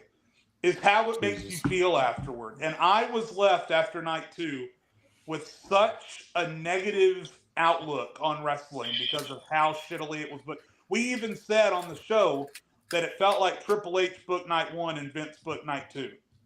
Is how it felt. Yeah. And so I just can't do it. I'm sure Mo's making a lot of good points. And looking back, maybe the matches overall collectively from night 1 were better. I just can't get over how night 2 of 39 made me feel. It made me feel so negative about wrestling after everything was said and done. And again, I already said the main event of 40 was the greatest match of all time. Let me to help maybe some of your guys' answers. I'm gonna read the card for both shows, right? So this was night that's 1. Literally where I was about to go right now. That's literally where we're on the same wavelength because that's literally where I was about to go. This is night 1 of WrestleMania 39. You had the main event, the Usos versus KO and Sami Zayn, Rhea Ripley, Charlotte Flair. You had Austin Theory, John Cena, Seth Rollins, Logan Paul. You had the men's showcase tag team match with Braun Strowman, Ricochet, the Street Profits, Chad Gable, Otis, and the War Raiders. Ray versus Dom. And then you had 6-woman tag between Becky, Trish, Lita versus Damage Control. Boo. Night 2, WrestleMania 39. Roman Cody won. Bianca Asuka. Good match. Gunther versus Drew versus Sheamus. Triple threat. Wow, chef's kiss. Women's showcase tag team match with Ronda, Shayna, Sonya Deville, Chelsea Green, Natalya, Shotzi, and Raquel and Liv. Shotzi alone brought that down.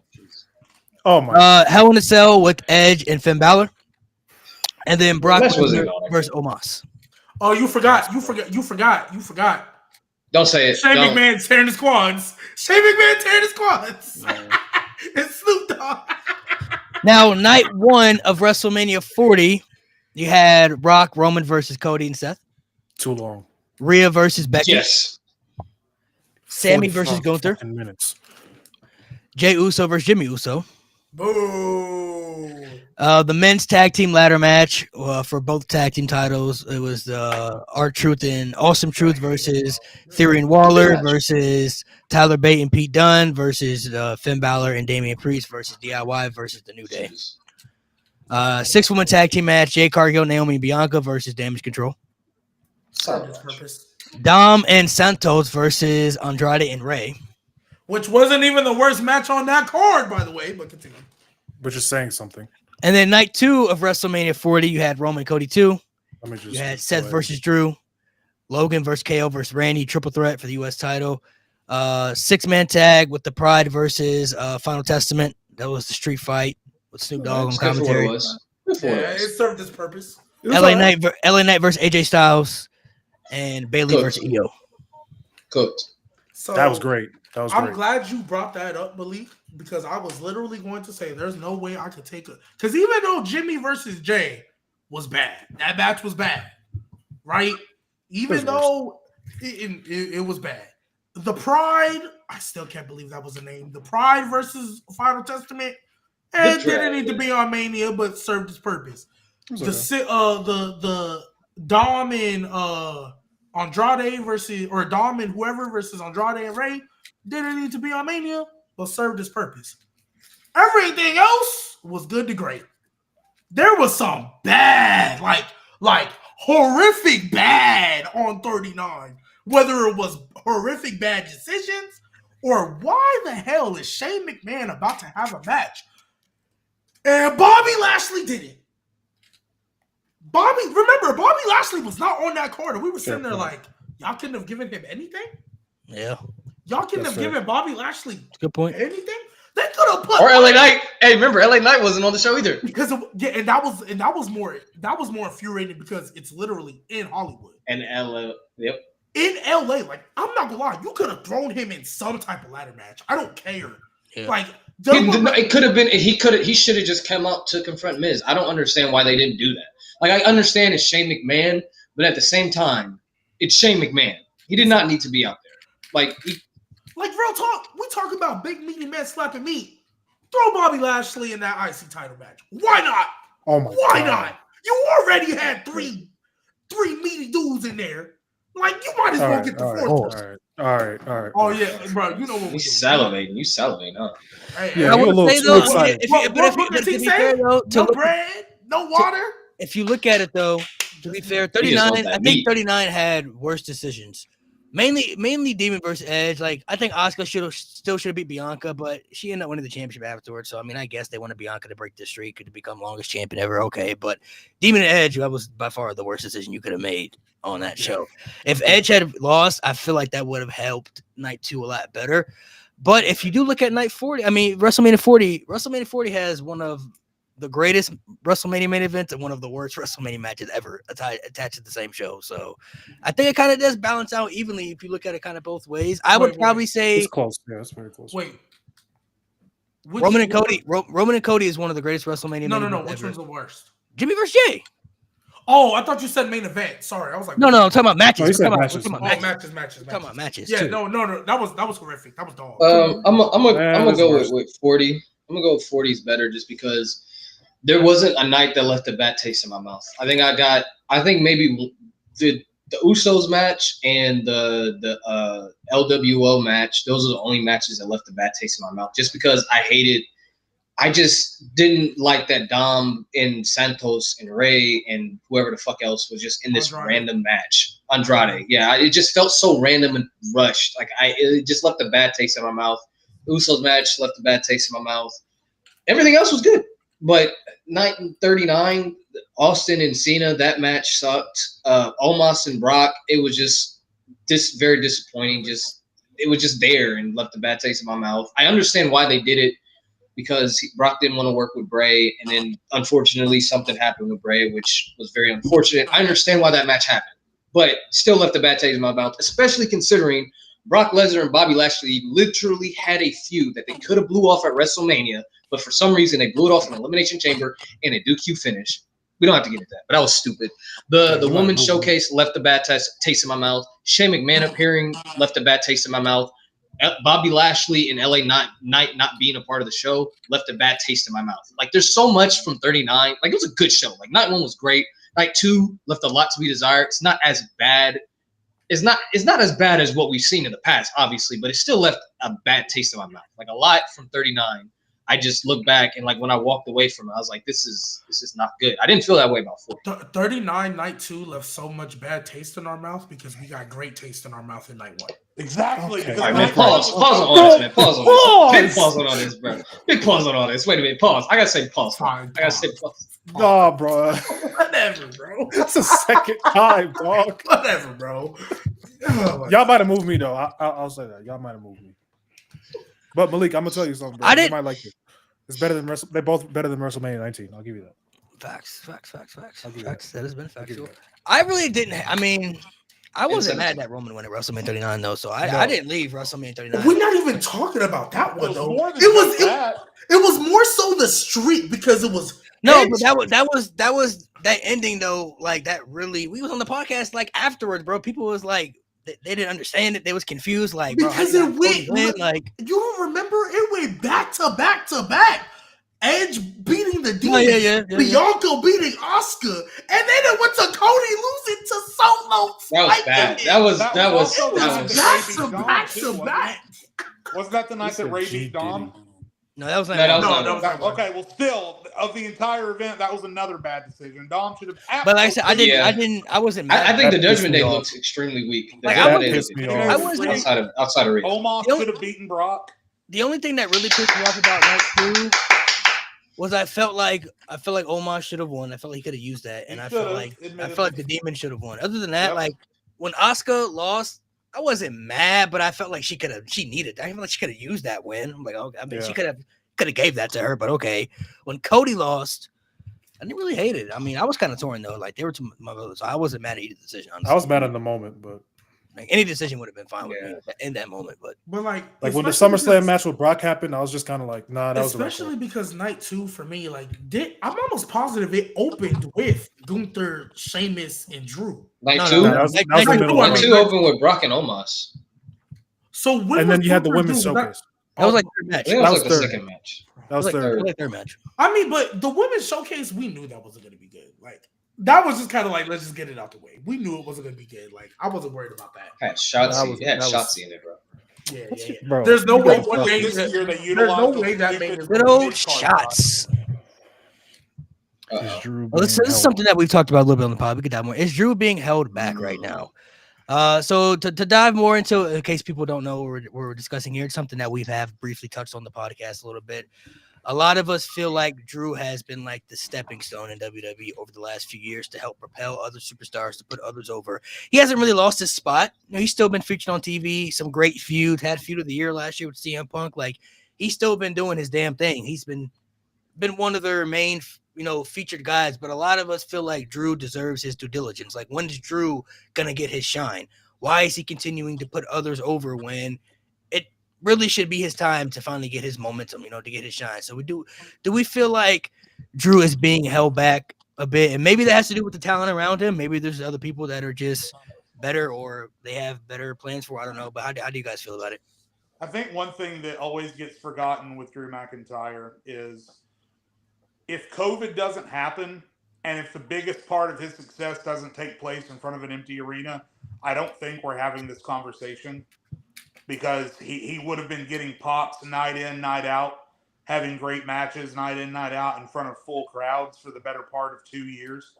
Unfortunately, most of his success, most of his main events, most of his great matches, WrestleMania 39 not residing, took place in front of an empty arena or in front of TV screens.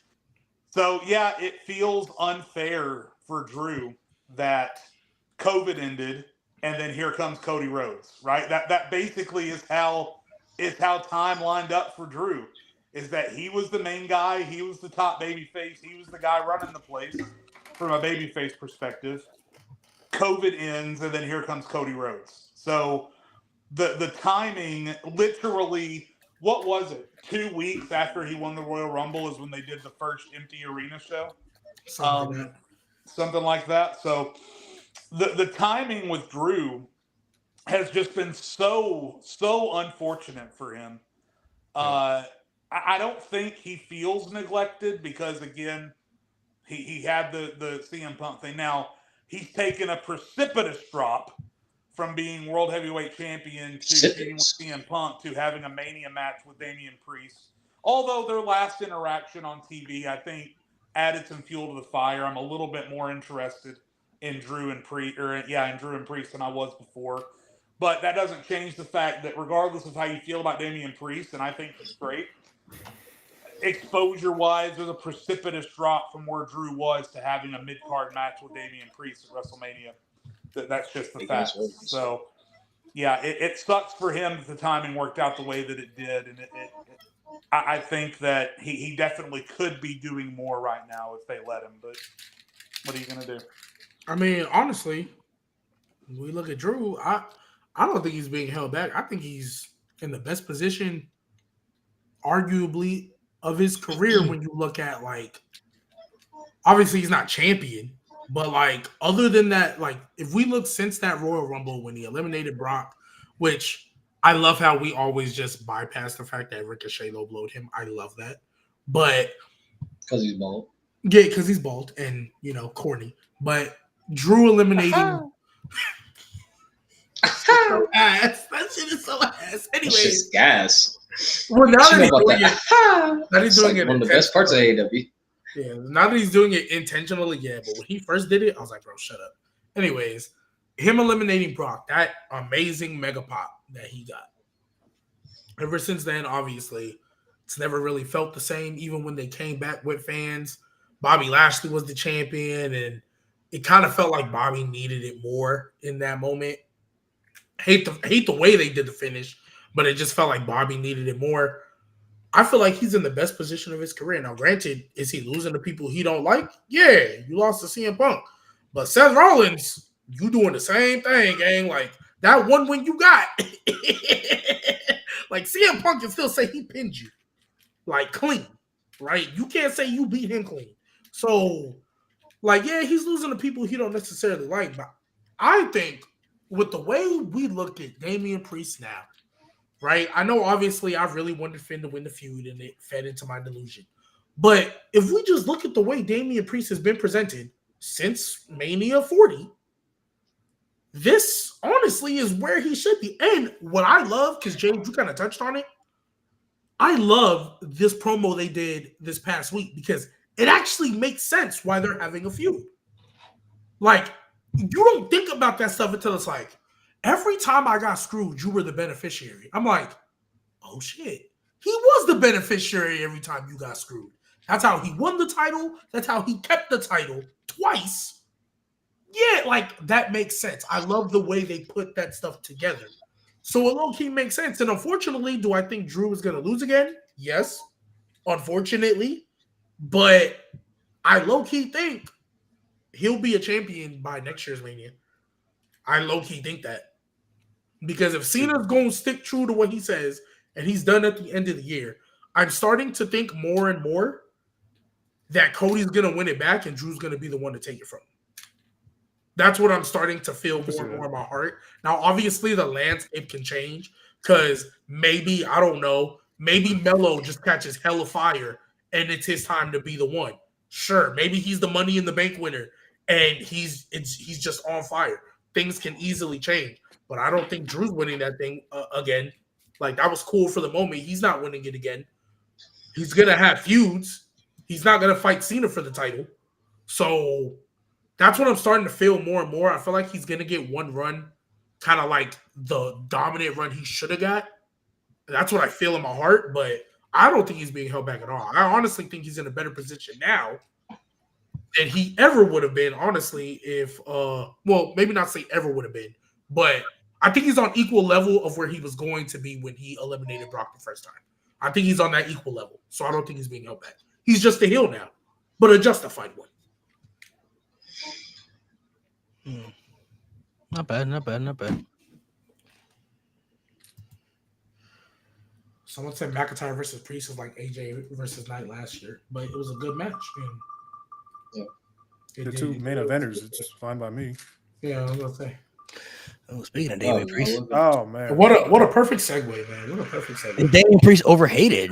Yes. Can I touch on this? Can I do this? Good, sure. I hate the IWC. For years, they complained about how WWE doesn't make new stars. You know, they stop pushes all the time, right? God forbid now WWE actually maintains somebody's momentum after they lose a world title. God forbid, right? WWE created a new star organically, by the way, because he's been being pushed since 2021, I believe, when he got on the main roster. They trusted him to have Bad Bunny's back at WrestleMania. They put the U.S. title on him. Sure, that the run itself was but then this whole Judgment Day thing, they've been telling us, like, yo, this is one of our guys.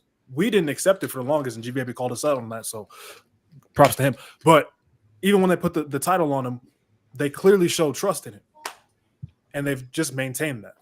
The fan base has to stop. Y'all really got to stop this. I agree, man. Like Mo said, bro, it's the same thing with Jey Uso too. Like when he won the Rumble, like you ask for surprises, you ask for unpredictability, and then when you finally get it, it's like, oh, like we don't want it. Like we was hating on Damian Priest for a while because we didn't see the vision, but through good booking, like he actually proved to us, oh, Damian's actually got it. Damian's actually a good champion. He's actually a good character, and ever since then, they've been able to maintain his momentum. He looks strong, yeah, sure, to the detriment of Liv Morgan and Dominic Mysterio and the rest of Judgment Day, but he still looks strong. And I do think he does get overrated. Granted, I don't see this hate because I haven't been on Twitter for the longest time, so I don't really see the hate, but I see and listen to the reactions in the arena. And this guy's over like hell. People loved him some Damian Priest. I was there at the Rumble. Damian Priest got a pop when he came out. People love Damian Priest. He's one of WWE's top guys. And regardless about how I feel about him and Drew, it doesn't negate the fact that he is on a level where he can fight Drew McIntyre at WrestleMania, and it makes sense because they are essentially on a similar level. So, I mean, for crying out loud, he's a former fucking world champion. Like, give the guy his props. And it wasn't like a world champion where like he wasn't on TV. You know what I mean? He actually put in work. Yeah, and all them. Granted, he didn't really have a clean defense, but you can defend that by saying he literally never asked for the help. He told them to stay in the bag, and they did it anyway. He didn't ask CM Punk to come out there. He didn't ask the Judgment Day to come out there. He was trying to be a fighting champion, and at the end of the day, he was like.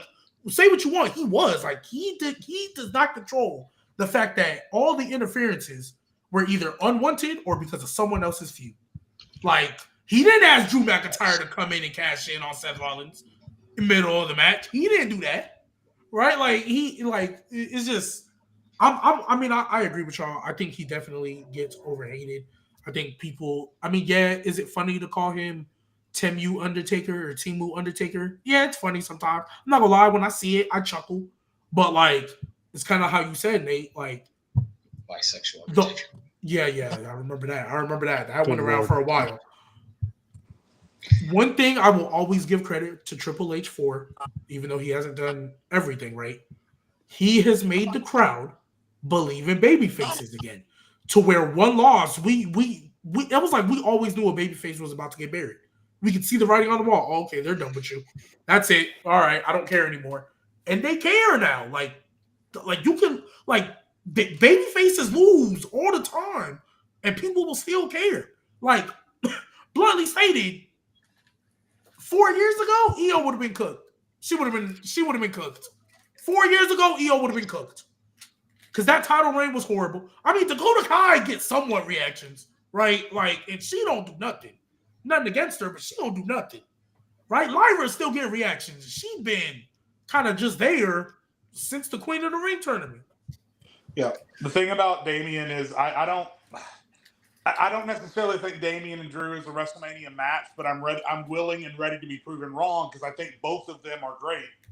I'm not going to say a lot about Damian Priest because honestly, I'm not his biggest fan. But one thing I will say. His title reign's better than Gunther's been so far. Oof. I mean, listen. Think of what you want of Gunther and Damian Priest, and put them on different tiers and all that stuff. But look me in the eyes and tell me that Damian Priest's world title reign wasn't better than Gunther's to this point. Yeah, I hate that you're right. I hate that you're right too. You shouldn't be right, but yeah, that's the situation. Yeah. Yep. Well, one thing people are gonna Mickey Mouse though about the argument when it comes to creating new stars, they're just gonna say, "Well, it's not the stars that we wanted." Well, you can't always not that way. Cope. Can't always not that one. Not that one. I don't want that one. Yeah. We wanted a new star, but we didn't want that one. Though. We wanted that one over there. Well, yeah. The too old argument is so. That's so Mickey. Yeah, and I hate he's that. old. Isn't Finn older than him? Hey, And people wanted Finn to get pushed. Bro, Bobby Lashley is damn near 50. To go to that point, they're talking about they're talking about an age factor. These are the same people that are literally caping for John Cena to win the 17th world title. If not, John Cena's not pushing 50, bro. Just because he's their favorite, bro. Come on, man. Like the age. What does the age thing have to do with anything at this point? Hey, so Nate, can I re-ask you a question that I asked you a while ago? And obviously, this is considering if he was still around right now. So obviously, we getting Gunther versus Jey Uso, right? I'm assuming. I mean, I know you have a feud with Jey Uso right now, but at one point you were on board. You think if he was still around and he won his feud, Gunther versus Bronson Reed wouldn't be a good Mania match? No. Gunther versus Bronson Reed? Yeah, if he would have beat Seth Rollins in that feud that they were having before he broke his ankle. Elimination Chamber would have been lit. WrestleMania is pushing it. Yeah. So do you only feel Gunther versus Jey Uso is WrestleMania worthy because he won the Rumble? Like honestly? At this point, yes, because he lost to him three times already. Okay, because he won the Rumble. Okay, fair enough. But it also has to do with he won the Rumble, so that's fine. Okay, I can deal with that. Like he won the Rumble, but it also has to do with the popularity. Like Jey Uso right now is the most over guy they have in the company by far. Gets the biggest reactions. The I biggest guess storyline wise and logically, it's the only reason that makes sense. Because why else? I mean, obviously the chamber, but like I just feel like logically, storyline wise, it only makes sense for Because Jay he to won win the the Rumble. Rumble to face. Because- Yeah, if he didn't lose, if it wasn't for Saturday night's main event, I would probably We say would have a something different conversation. Yeah, which is that decision's still weird to me. It's like it feels like it was so last minute, and I think the decision was last minute. I wouldn't be surprised because that's such a weird thing to have. Like you have this match, but you're going to have it 3 months later at WrestleMania. It's so weird. I think it was last minute. Cody versus Kevin, was that at the first one or the second one? Was that the same night as Jay? That's the first one. Okay, so because did Cody wrestle on the second one? No, right? No, they just No, he had a segment. Okay, so they needed a world champion to wrestle that night. That's why. Now I think that's why they couldn't choose any other you could have had the Damian Priest match. You could have had literally anybody else. I agree with you. I'm just saying just pick someone from SmackDown at that point because the announcement don't mean nothing. I know. I agree with you. That's why I'm agreeing with your point that it was probably last minute because they were like, oh shit. Actually, I think it was last minute. I was like, oh shit, we don't have a world champion to wrestle on this show. I don't think I think so. it was last minute. I think differently. I feel like they set it up the way they. I don't think it was. I don't think it was. I think because I actually think Jay was supposed to be at a certain event, but then he got pulled last minute. Yeah, I think it was last minute because he got pulled last minute. He got replaced. I honestly think this whole thing. I think differently. I disagree. I think it was planned out because nobody was thinking after Jay lost to Gunther. Nobody was thinking he was going to win the Royal Rumble. He was out of the question. Like we all said, he was done for after that. I didn't think he was winning the Rumble before that match. But I'm saying even after that, we're talking about there was no indication that we ever thought he was going to be fighting for the world title again after that. Once he lost to Gunther at Saturday Night's main event, we all came up here and said, "But that's it for him, bro. Like we don't see no future plans for this guy to." He was never in the conversation for us to win the Royal Rumble, but as far as challenging for the world title, we're like, yeah, that's over with, bro. Like, it's done. Then he won the Royal Rumble. I think that was a big plan for a swerve because the only people we were talking about for the Rumble were Punk, Cena. I don't think it was last. Nobody was talking about Jey Uso winning the Rumble, so I don't think it was last minute. Well, the only reason why I'm leaning towards more last minute is because we weren't talking about Jey Uso winning the Rumble before that. When he announced, it was like, okay. No, but I'm talking about not even the Rumble. I'm talking about just being the world champion. Like once he lost to Gunther, bro, we all came up here and said that him becoming the world champion, not even just winning the Rumble, getting the world title, it's over with. Like there's no indication that we see him getting a world championship opportunity after losing. I mean, granted, we never thought he was going to beat Gunther anyway, but it's like you have him lose to Gunther again. Like this was the third time, bro. Like this it's really over with for him. Like where's there any indication that we ever thought he was going to become the world champion after that? So it was a big swerve. That's why when he won the Rumble, everybody was like, whoa, like what this was crazy. Because even I still didn't even think he was going to win when Punk got eliminated. I thought it was going to be Cena. I'm like, oh, no, I guess they give it. Oh, yeah. I was like, oh, Cena's time now.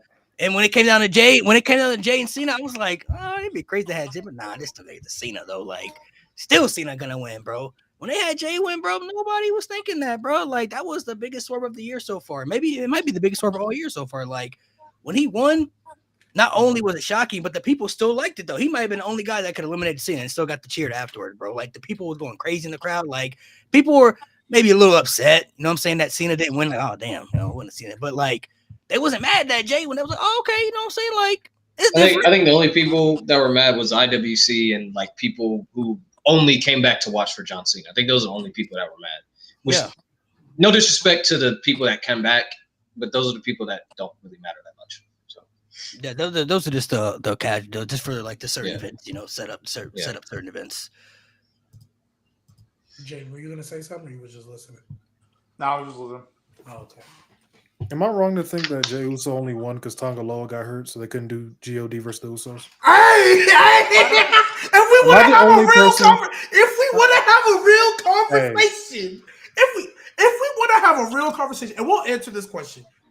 We will get to most underrated Mania, but Mo, there's a few. But let's get the screens back up here.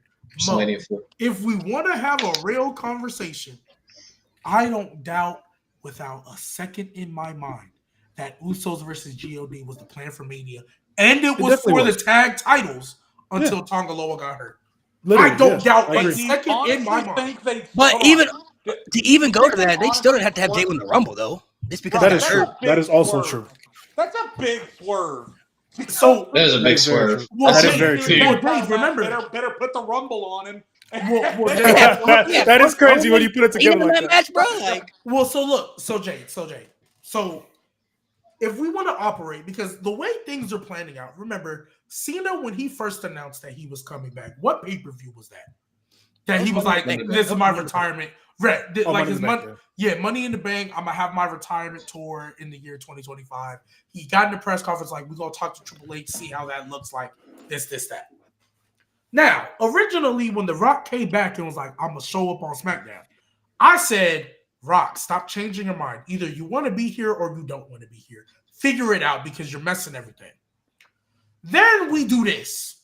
And I haven't really spoken about it, but I almost silently walked back what I said because I'm like, there's no way this was last minute. There's no way a John Cena heel turn was last minute. Right. So here's my thing. The reason why I still feel like they needed another Rumble winner is when it pretty much became clear Rock and Roman isn't going to happen. I think they decided, okay, instead of just turning John Cena heel, I think the thing that came together at the end was John Cena teaming with The Rock, playing off that final boss character. That's what I think kind of came together later on. So I think if Roman and Rock were still going to fight, I think you still could have had Cena win the Rumble. I think that's what they originally wanted to do. But when Rock and Roman kind of went away and they were like, oh, well, we're going to have maybe Rock team up with Cena instead, it was like, don't give him the Rumble win. Let's give him the Chamber win instead and do the heel turn later. And then they were kind of looking through and it was like, well, Tonga Loa's hurt. We can't do Usos versus G.O.D. I still have a small feeling they might try to do a ladder match for the U.S. title to try to give Jimmy in there and have the brothers holding up singles titles at that Mania. I still think that's where they want to go. So I think Jey Uso becoming the Rumble winner was like, well, CM Punk and Seth don't need it. And since now Roman doesn't have anything to do, we're going to throw him in that triple threat so he doesn't need it.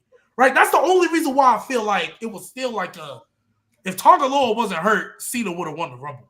I think a lot of things fell into place at the same time. And I think Tonga Loa getting hurt. So to even go off that point, Tonga Loa proving that Tonga Loa is the greatest of all time. Well, second over Omos first, and Tonga Loa.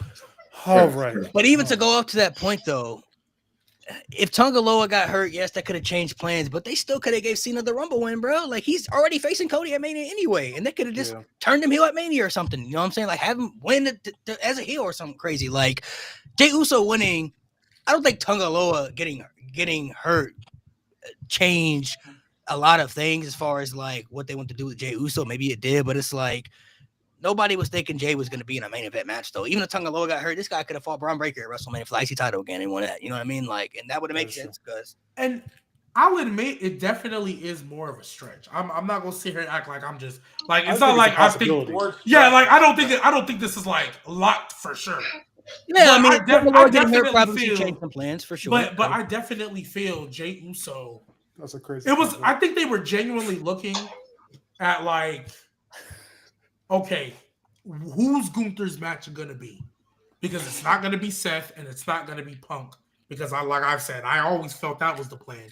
I thought they were going to try to do Rock Roman, but then they just added Roman to the triple threat. Who else was Gunther going to face at Mania? And I think they sat back and looked at it. You know who they really wanted, though? They really wanted Brock. Yeah. That's who they really wanted. Brock, yeah, they really wanted Brock Lesnar. I agree. I think they absolutely wanted Gunther Brock Lesnar at Mania. They wanted it last year. I absolutely 100% believe they wanted Brock Lesnar. But when they realized they couldn't get it, it was like, all right, time's ticking. We can't do Goldberg. We can't do Goldberg. Who else are we going to get? And then I think they went down. Most underrated Mania. What's his name? We can't do Omos. What do you guys think is, for your perspective, what do you think is the most underrated WrestleMania that you think doesn't get talked about enough, needs more love? I think 22 is the answer. That was But- That was a good one. But I feel like underrated. I think it's starting Compared to get to more the- love now. Compared to the other ones in the ruthless aggression area, yes. I think it's starting to get more love now. There's one from the new generation people don't give enough credit to. It's not an all-time great show, but it's a decent show. WrestleMania 12. I think it's okay. I think it's a solid WrestleMania overall. Which one is that? That's So you the got Iron Man match. Taker and Diesel. That's fire.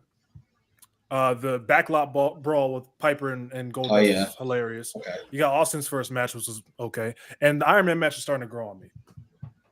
I've always said the Iron Man match is good. I just hate the fact that you have There's the just no first drama. ever. There's no drama, and it's like, oh, it's the first time where you can like have scores on this match, and they don't use that. Like, it's literally just a 60-minute match, which honestly, we're not too far removed from that era of wrestling when you really think about it at that time period. We're not too far removed from 60-minute matches, and fucking Ric Flair's doing that shit. Like, he was doing that shit not too long ago, and like. Oh yeah, We're not too far removed from 60-minute matches without pinfalls. So why the fuck are you not taking advantage of the score? But the match itself is solid. The match itself, the actual wrestling is really good. It's actually pretty. and It's the actually sudden pretty. death, like the Yeah, last they 10 put their minutes, they sudden put death. yeah, they put their foot in that. It's actually pretty good. It's like actually Yeah. fun. My answer would be WrestleMania 22. I feel like that's probably the most underrated WrestleMania from start to finish that people definitely don't talk about enough as they should. The Money in the Bank ladder match was really good. The RVD one. You had the hardcore match with Edge and McFoley, which is maybe the greatest hardcore match of all time in WWE history. Top 5 Mania matches all time for me. Edge versus McFoley. That's not Super, crazy to say. That's super great. You had Shawn and Vince, which was very entertaining to watch. You know, Shawn Michaels could have a 5-star match with anybody. So Love I that mean, match, he too. put that match together very well with Vince. It was 60 at the time, which was crazy. I mean, Rey Mysterio winning the world title, which was an emotional moment, you know, obviously because of the Eddie Guerrero stuff. That was great to watch. The triple threat could have been better and longer, be it, you know, it was cut short and everything, but that was still good. And not to mention, this had a WrestleMania with one of the best women's feuds and women's matches in WWE history, I believe, with Trish Stratus and Mickie James. That feud was really entertaining. It was watchable, And the match- and the match at WrestleMania was very good as well. And then the main event, John Cena and Triple H, I thought was very good as well. If you go back and watch the crowd interaction, the crowd caping for Triple H was coming off the Reign of Terror, booing John Cena. You don't see this match with like there's too many finishers, like there's not many false finishes, but it was a very, very good put together match. Who was John Cena, up and coming, who was still trying to make a name for himself, who was known to not be a great wrestler, wrestling against the ultimate wrestling technician guy, and they put on a hell of a great WrestleMania main event. So CM 22, Punk I wasn't think, deserves- extra where he belongs. Yes, sir. I think that's crazy. I think that's the most underrated main event. I'll say that. I think that's 22 as a whole is just not talked about enough. My answer as we get as the years go by, I find people talking about WrestleMania 10 less and less. That's a good one too. I believe, so correct me if I'm wrong. I believe that's the ladder match, right? Mhm. Razor and Shawn. That's also Brett versus Owen. Owen. Yep. So right there, I mean, it's just those two matches alone. People talk about, and then a newer one that I think people say it's a good show, but I think that now that we're more than 10 years along, I think it's starting to get talked about less and less. I always got to throw, even though it's not my favorite WrestleMania for sure, but it just has to get recognized. 31 had 31's great. There's not a bad match on that card. The foot stomp RKO, the NWO DX face off, even though obviously they were old as shit, it was still a cool moment. The heist of the century, Roman and Brock was, I think, a great main event even before. It's one of their best. That's probably their best match together. By So, far, yes. and then what was the opener of that show? Ladder match. Ladder match. was Yeah, Bryan actually, versus ladder Flair. match, which is one of my top 5 favorite WrestleMania matches of all time. So yeah, WrestleMania 31, I feel like is definitely That's- underrated. Cena and Top 10 Rusev, lock. even Taker and Bray was good too. Rusev. Like, that was good. Taker and Bray was okay. Yeah. That might be. You talked about underrated main events, but Brock and Roman might be the one main event that had no hype that overexceeded anybody's expectations. Because Don't get me started. you got to remember, this was 2015. So at least for me, going into this match, Roman Reigns was not WrestleMania main event level for me. I was like, Nope. Me neither. especially against Brock Lesnar, out of all people at this time. This guy was the most dominant guy, was presented like a monster, you know, as in the company. I'm like, Roman Reigns in the main event of WrestleMania against Brock Lesnar. Now, it was unpredictable because I really didn't know what was going to happen. I'm like, I don't think they want Brock to be champion this long because he's on the part-time schedule, but Roman Reigns being the champion right now, though, it is, I wasn't feeling it, man. I wasn't even thinking about the cash in. Like, I just didn't even cross my mind. So that match overexceeded anybody's expectations. By the time, like, towards the middle of the match, I was really, really starting to get into it. And when Roman Reigns hit those 2 spears, that's when I was, like, really into it. I was locked in. I'm like, bro, I have no idea what's going to happen. That match overexceeded anybody's expectations of what they thought because the build was okay. But, like, for a WrestleMania main event, I was like, this was a one-night Mania, too. Now, the build was terrible. Was that the build worst where they build tug I've of watched. war over the title? Yeah. Yes. They were like, I think that might be the worst built WrestleMania I've ever seen. That in my lifetime, that's the worst build. Like, that main event was like, you're like, this is a one-night Mania at the time. I'm like, this is the main event. I'm like, oh no, man, I don't know about this. But after the show, I was like, yeah, that shit was good. That shit was real good. Wait, but I mean, before the cash didn't even happen, that shit was really good. Don't Like, get me started on that match. Yeah. Don't get me started on that match. Shit. It's a fantastic match. Great match. Great match of all time. 10 is a great answer, though. You said it was a WrestleMania 10. G, do you have an answer? 10 and 31. For me, it's just not that I don't think anybody thinks it's bad, but I think considering the circumstances, I would say they over-delivered on what they had. 36. I'll give you considering the circumstances, I think it's a better card when you think about it now than it was at the time, maybe. But like now, obviously, we ignore what happened once they went off the air. We ignore that. Right? Yeah, we ignore that. But I think even then, I still think Drew and Brock Lesnar, granted, they had no crowd. I still think that was a good match. Even though Becky winning was a bad decision, it was still a good match to me. Charlotte, Rhea, you got to put Rhea, one of your NXT guys, after they were, I mean, granted, she lost, but Rhea she wasn't really on a certain level yet, main roster-wise, so she had time to recover. And it was kind of like we knew what was going to happen, right? You had Seth Rollins, Kevin Owens, which I thought was... It was a good match. Yeah. Jay, you were saying something, but you were muted. No, I said Kevin jumping off the sign is. I mean, I've said before on this podcast, if that WrestleMania had a crowd, it might have gone down as a top 5 WrestleMania. Honestly, bro, I was supposed to go. I had tickets for that show and everything, bro. Yeah, because also too, just based on what's been reported, if it had a crowd, different decisions happen. Shayna Baszler wins that match. Probably. That's what they star. That's what they say, but Shayna Baszler wins that match. I will say though, the one thing that really benefits the pandemic era on that time is that WWE's production with the cinematic matches was crazy. That was just about to get into that. Yeah. The Boneyard and the Firefly. And the Funhouse. That to me, that was elite. That was elite. Crazy stuff. I mean, you could do that with a crowd, but it wouldn't be the same. Yeah, it's just hard to rewatch. That's all. That's all. I'll give it was great. Yeah. I'll say 22, but I'll also give 37 a shout out because I made a tweet about this when it happened. This was a WrestleMania. No Brock Lesnar. No John Cena. No Triple H. No Undertaker, no big main eventers. And it was a solid show. Obviously, some decisions that were like, but the main event was gas. The women's main event was really good. There's some really good matches on that show. And it just, at the time, it was like, oh shit, WWE's going in a different direction. Now we have to wait a little bit over a year for that direction to take place. But it really started to signify like, oh, like Roman's the guy. And we're taking a different direction. I believe Rhea won the title on that night too. So you established Rhea and Bianca and Roman Reigns on that same night. Bobby Lashley won the match, a very good opener. So I think it did show that we were going in a different direction. Obviously, we had to wait a while because we had to wait for Vince McMahon to get his ass out of there. But very good shifting of the tide, in my opinion. The vibes are immaculate for 37. And I thought about saying 37. The only problem when I really look back on it, you know what I absolutely did not like. That just will always stain it for me. That opener on night 2. That will. Fiend and Orton. Yeah. That will always stain that because it's like one of those layups that like when you smoke it, I want to cut you from the team. Like. That's like you have a wide open layup on a fast. That's J.R. Smith getting the offensive rebound and sprinting to the 3-point line. Like, that's what that is. Like, all you had to do was have the Fiend win. Like, that's all you. And not only did he lose, one RKO. One RKO. Like, that will forever. And that weird Alexa Bliss thing where she started leaking from her head. Yeah, and because honestly, I didn't think it was a turn until he hit the RKO.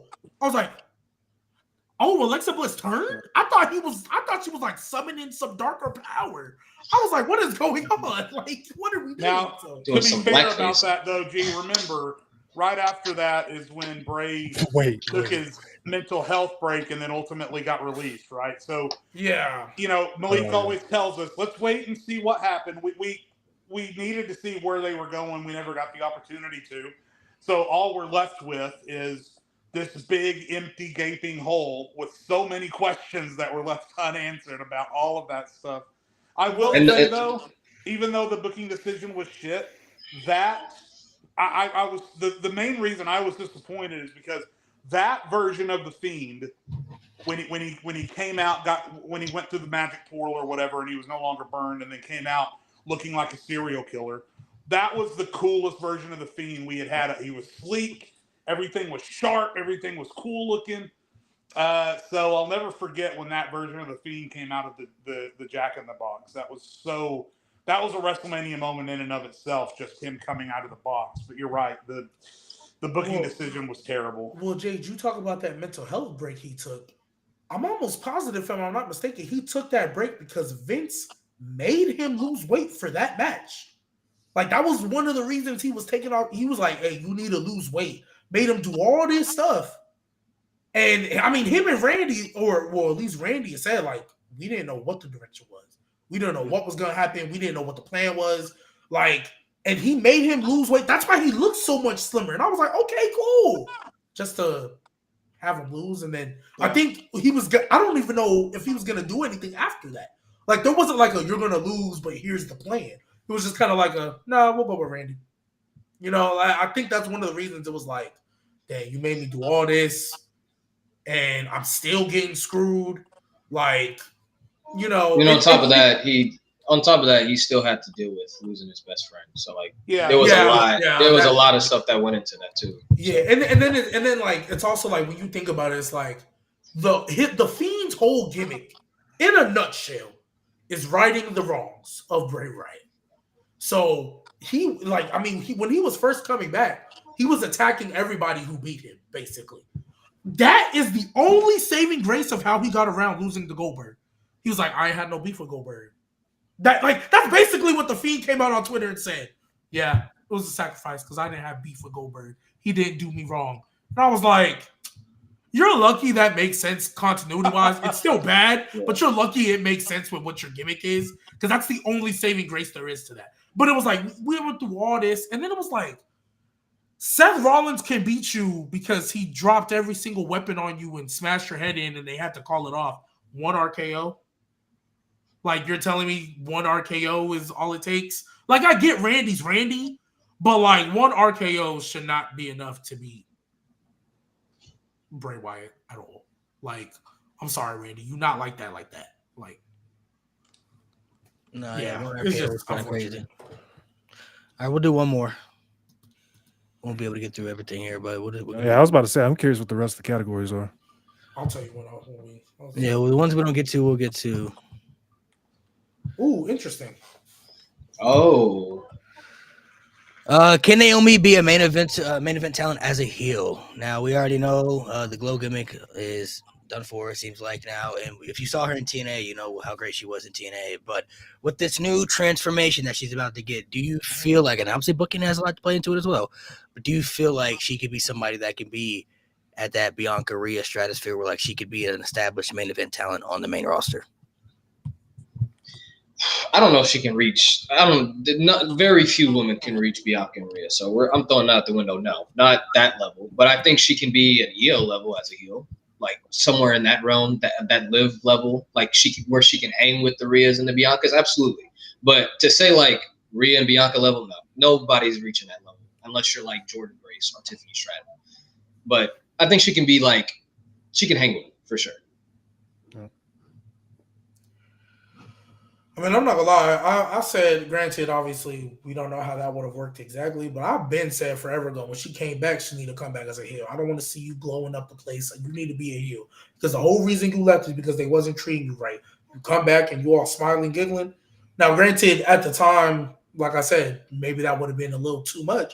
But I've been said she should have joined the Bloodline. Like that was something you could have easily walked into because you're married to Jimmy. Yeah. Heel Bloodline now. The Bloodline is now extending into the women's division. So by default, if you have Naomi in the Bloodline is now extended to the women's division. Look at how many feuds and character motivations are happening now because of the effects of the Bloodline. Imagine what you could have did in that women's division. And it didn't even have to be title oriented. I don't need Naomi to go on some 365-day reign. Honestly, I don't think she would have had the ability to do that.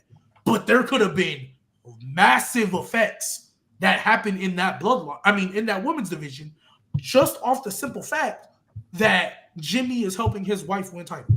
If James Ellsworth can win a Money in the Bank for Carmella, Jimmy Uso and Naomi could have did something as a couple heel in the women's division, and it would have. I've been said that, so I think she can do it. This is going to be nice, but you know what I think is actually going to happen though? She's just going to be the heel who loses. Because she's not beating Jade. When she spins off with Bianca, she's not beating Bianca. And if you can't beat them two, you beating Lyra supposed to move? You beating who else is a baby face? In that women's, you beating Zelina Vega supposed to move me? Dakota Kai, like that's not gonna move me. So it's unfortunate. I think she can be better. I saw her TNA run, and I don't even really watch TNA like that. I know what she can be. But they should have done this off rip. I feel like it's a little too late to finally turn her heel. Now we'll see. Who knows? She might win. She might beat Jade. I don't know. I think it would be like, oh, I don't think Jade would lose anything. But let's be real. Jade's first single match at WrestleMania, you think she loses? Hell no. Yeah, no. Hell no. So, I mean, granted, AJ Styles lost his first one, but she's not AJ Styles. So Jade needs this one. So I just think she's going to be the heel that loses and maybe wins a mid-card title. We'll see. I don't know. Because Chelsea Green got that U.S. title unlocked. She's not losing that for a minute. Yeah, I just don't have the faith that WWE are going to capitalize on it, honestly. I mean, Naomi's talented, obviously. She showed in that segment with Bianca that she can hold the audience's attention. Good promo, great in the ring, hyper athletic. I think she'll before this story, I said confidently that I think she'd be a women's champion again at some point. I'm less confident now, honestly. This is one of those things that I just gotta wait and see. I have no idea. I think she has it in her.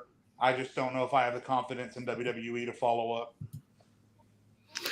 Yeah, it really all goes down to booking. I don't know if they're gonna freaking pull the right freaking trigger and make the right decision when it comes to Naomi. I don't know. I mean, because like G brought up beating Bianca, beating Jade. I don't know if I can see those scenarios, if I'm being quite honest. And those are wins that she could definitely use for her momentum. So I'm not exactly sure. But then again, we got to see where the story plays out too, though. So, I mean, I would hope Naomi can reach the stratosphere and climb up that ladder because I think she's good enough. But presentation means a lot when it comes to WWE, when it comes to professional wrestling as a whole. So if she ain't got the right presentation and being put in the same position as these other women that are succeeding, she's not really going to go too far, unfortunately. I agree. All right. I think it's just, go ahead. I was going to say, like, if she can maintain her character work, because she's already got everything else, if she can keep this character work that she presented in that segment with Bianca, I don't see why not. All right, so we're going to keep the other categories hidden for now because we might revisit some of them. So, G, keep that wheel saved or keep whatever you got to do. Write down the last categories if you're going to delete the wheel. That way we may just revisit those questions like in the beginning of the episode for the podcast, just to get people to answer and stuff like that. So we keep it saved and everything. But make sure you guys subscribe to the pod. Check us out on Spotify as well. Make sure you guys show some love. We'll be back leading up to WrestleMania week, man. We're going to be having some other guests come on throughout the week, throughout the couple of weeks as well. So make sure you guys sub to the channel. And you know how we got it off, bro? We always got it off the right way, bro. We all will respect the greatest of all time. You will acknowledge the greatness. The greatness. Respect My guy. You will respect My it, guy. and you will acknowledge it, and we will not stop this movement until it is worldwide appreciated. Worldwide Damn right. appreciated. And worldwide. Wow, Jade left. Dang, Jade had to leave, bro. That's crazy. Jade will come around someday. Yeah. Jade shall come around someday. He come around someday. Someday, remember this, Jade will become an Homo sapien. It's just a matter of time. Just a matter of time. Shout out to all my G Maniacs, man. We here. You need a name. Actually, we might have to ban that name now that I think about it. It might have to be banned from the pod. Not that I really think Is it like your Hulkamaniacs? Yeah, you wasn't here that week, huh? You wasn't here that week What? when I was talking all that shit. Oh no, you were here.